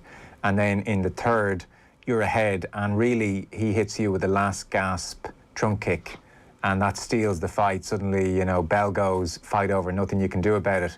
That's quite interesting. You say now, watching it back, your performance isn't as bad maybe as you thought, because certainly your quote on the day was, I'm not happy with my performance at all. We had this game plan. I went out and my legs went to jelly, which was kind of an interesting comment. You obviously felt that at the time. So was that nervous energy, or have you figured out what the legs turning to jelly was about? No, so it was quite frustrating because I went in and my training and lead up to the games, I was physically 100%. I was, to be honest, I was in the shape of my life. I still am, I think. If I was thrown in the ring right now, I'd put in a better performance. But that physically 100%, and that was kind of what got to me. I stepped on the mat, and I don't know what it was. I still don't really understand. Maybe like I have a past with like the ref and the lights and stuff. Like was kind of daunting, but it just kind of hit me. And when things hadn't gone to plan, like I didn't have a training partner with me over in Japan, so I was kicking my coach for 2 weeks, who, to be honest, it was very difficult because I haven't had anyone kick me back. Like, so when I went out and somebody started kicking back at me, it took me back a step from being 100% physically and 100% mentally ready, which was tough for me. But to be honest, I watched it back, and I'm not going to make excuses, but the system and the ref just kind of made a mess of it. Like, I wasn't performing at 100%, but even then, watching it back, I gave a better performance than my opponent. And it's just, that's sport at the end of the day. You can't always go your way, but it's just unfortunate it happened on the biggest stage in sport. But you know, I'm trying not to be as bitter, because just look at the positives. But yeah, watching it back kind of made me realize it wasn't my performance that was so bad. It was kind of everything else added on, which was unfortunate, like I said, because I was 100% ready and the best I've ever been. But no, I can't go back in time. So yeah, so that's interesting. So do you think a different set of judges could have scored the fight in your favour? Not necessarily judges, possibly the centre referee. Just giving me unnecessary warnings for things where I know that other referees wouldn't have given me. He's refereed me in the past. Very, very tough for me to take that, especially when I walked out and I seen him. I said, right, Jack, your scorpion kick's not going to get you out of jail here. But the thing is, I was in positions in the match where it was like, do you know what, just throw them. You know, they come out so naturally now, which is my specialty, kick around the back of the head. And you know, I was ended up in positions where I was like, you know what, why don't you throw it? And then I realised, oh well, this ref's going to either take them off you or he's going to give you warnings for them, because certain referees, they don't like the way that Taekwondo has adapted over the years. It's an extremely modern game now. We're not going out and throwing spinning kicks and throwing doubles and like jumping around the place. We're smart. We're picking you off. We're throwing new extravagant kicks that people haven't seen. Like, to me, it's not really a martial art in my head. It's a sport. So it's a bit like fencing, because I actually got a good insight seeing Natalia Coyle preparing for our pentathlon in the Holden camp. And it was just like I could see similarities in nearly every sport with how taekwondo is developed nowadays. So, you know, referees don't necessarily like that, especially when they come from a traditional background. But, you know, you can't pick and choose. And like I said, that's sport at the end of the day. Okay, well, that's a pity. So you walk out and straight away you think, well, one of my favourite weapons here ain't going to fly with this referee, whereas referee the following day might love your scorpion kicks. Exactly, and it's pretty frustrating because it's like that. Some competitions, like I walk out and I see a ref and I'm like, okay, I can get away with this. And to be honest, you can probably push it, like you can get away with a little bit more. But you know, I walked out and like I said, it's very annoying when you go back and you look at the social media and people have captured pictures of you doing your special kick and it's not scored. Your foot is clearly wrapped around their head. And just there's literally the official World Taekwondo page is posting it going, what is going on here? Why didn't this score? You know, just kind of questions around the kick in general, which it's good to have caused such controversy in the sport. Hopefully that it's fixed for future competitions, but you know, it's a shame it happened at the Olympics. Well, to say the least, yeah. So I didn't actually realise that at all. So your fight and your scorpion kicks not counting has caused a stir within the sport in a way that I suppose, you know, those of us just flicking through an average sports section of a newspaper wouldn't be aware of. I hadn't realised that at all. Yeah, it was only recently, actually, yesterday, the World Taekwondo posted about with a load of question marks and stuff. Just really, it confuses a lot of people. First of all, because they don't know how I'm doing it, because it's pretty strange, like flexibility and dexterity in your legs you need. So it's very rare to see somebody actually throw the kick, which is, it's been deemed now after the games, rather than just called a scorpion kick, people are calling it the Jack Woolley kick. So at least something good has come from it. But wow, yeah, it has caused a bit of controversy. That's interesting. You are, even by the unbelievable standards of Olympic level, even by those standards, you are insanely flexible. Yeah, very flexible.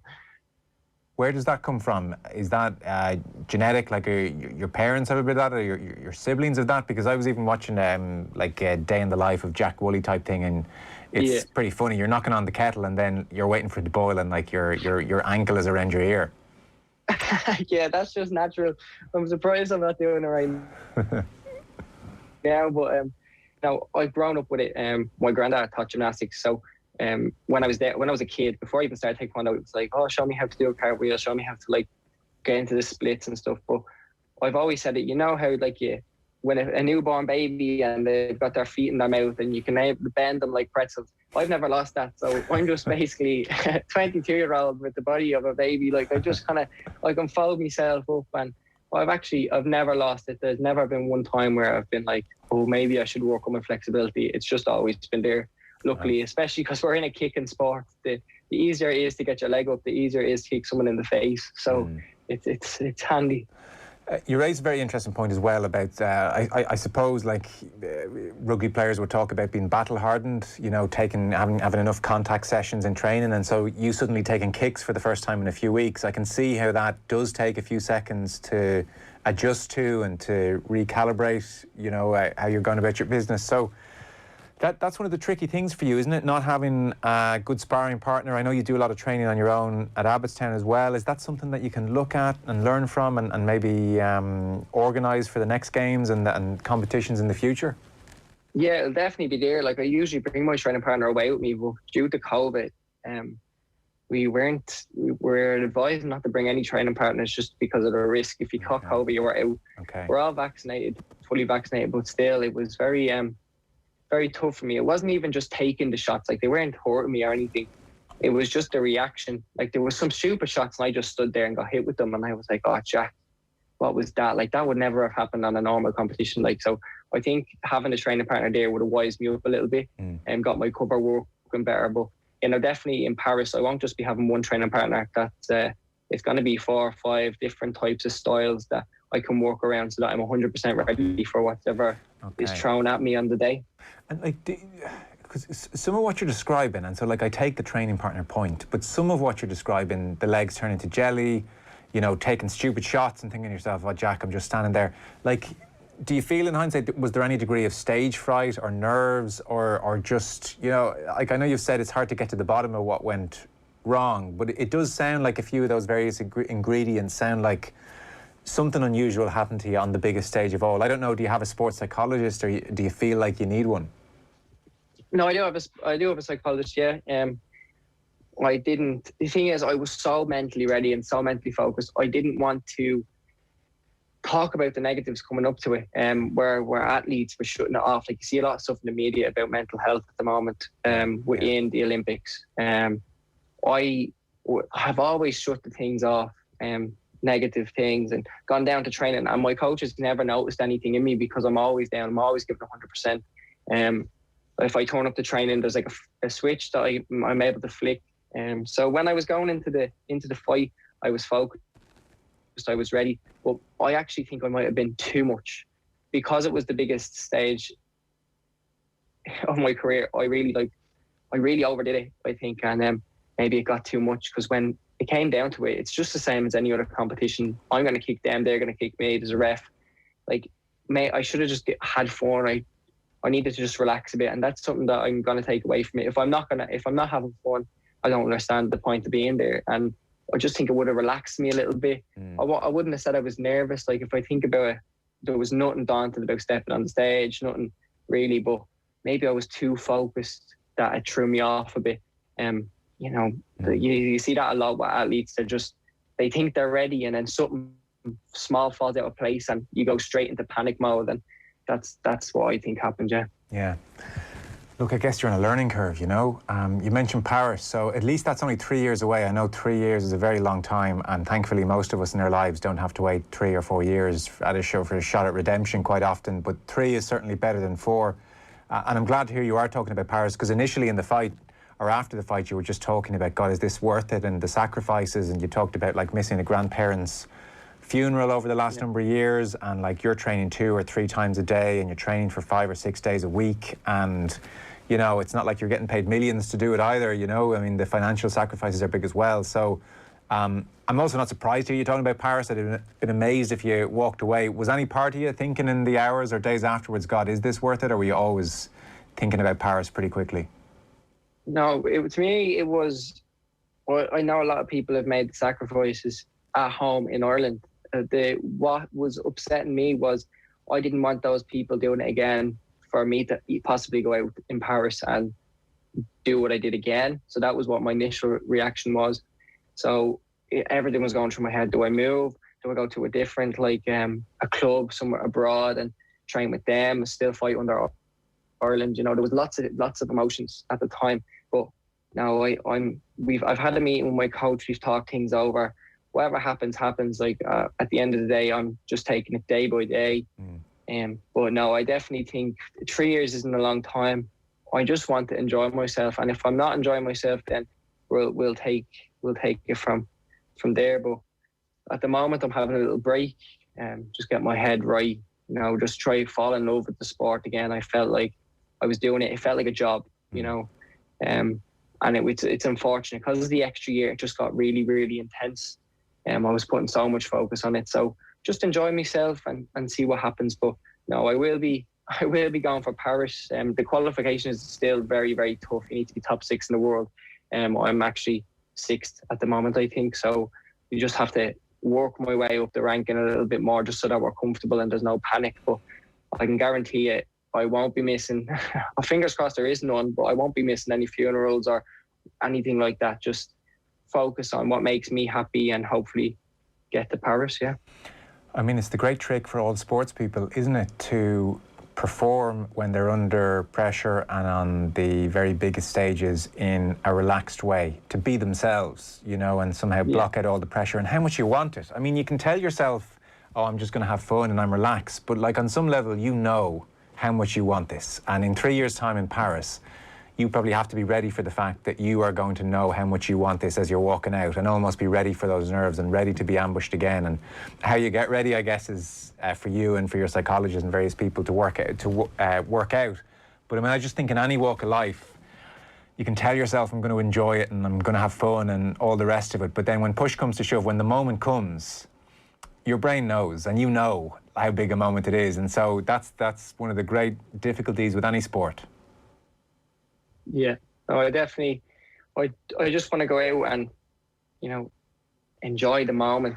It's very difficult when you're a sports person and all you do is the sport, and you start to become like a bit of a robot. I felt like I was doing it for myself, but I was doing it more for what others thought and what others wanted me to do. So it was like, you have to go out and you have to switch on, you have to show no emotions, and then you go out and you see the next few days, and the people who are in the gold medal matches are going out and smiling and waving at the camera. I don't know if anybody of the listeners were seeing the match, but I went out so focused and I looked very robotic. I was a bit too in the zone, and I feel like if I relaxed a bit, I would have done a bit better. But that's something that we all learned something, and hopefully I can carry that into the next few years and and just take it from there. You'll be a great age in 3 years as well. I presume 25 is kind of peak of your powers.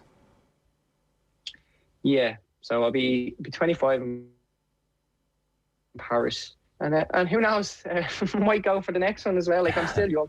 There was lads in my division over in Tokyo who are 31, 32. So, you know, it's like usually you'd retire in taekwondo around 28, but if you're good enough and you're talented, you can kind of stick it out. So I'm not going to get too far ahead of myself, but you never know. Paris and possibly Los Angeles are on the cards. Yeah, brilliant.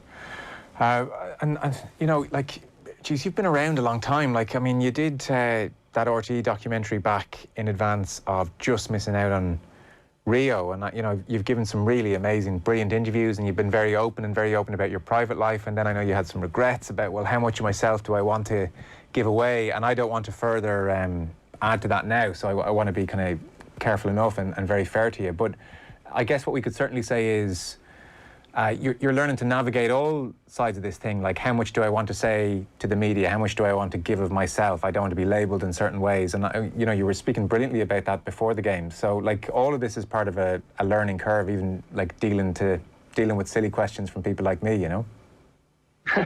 No, I've actually been thinking about that quite a lot recently. I felt like I shut too much off. And, like I've said numerous times, like, I was probably too focused for the games. I shut too much off. I wasn't Jack Woolley, the person. I was constantly 100% Jack Woolley, the athlete in all walks of life.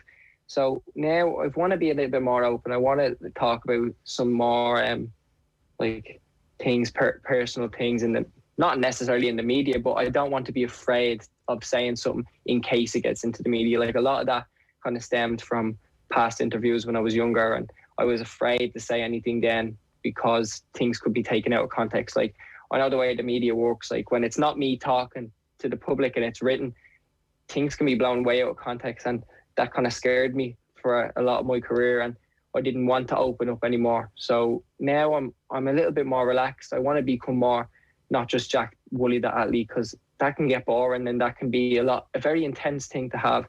So Jack Woolley, the person, might be coming out a little bit more, and hopefully people enjoy that. Yeah. Okay.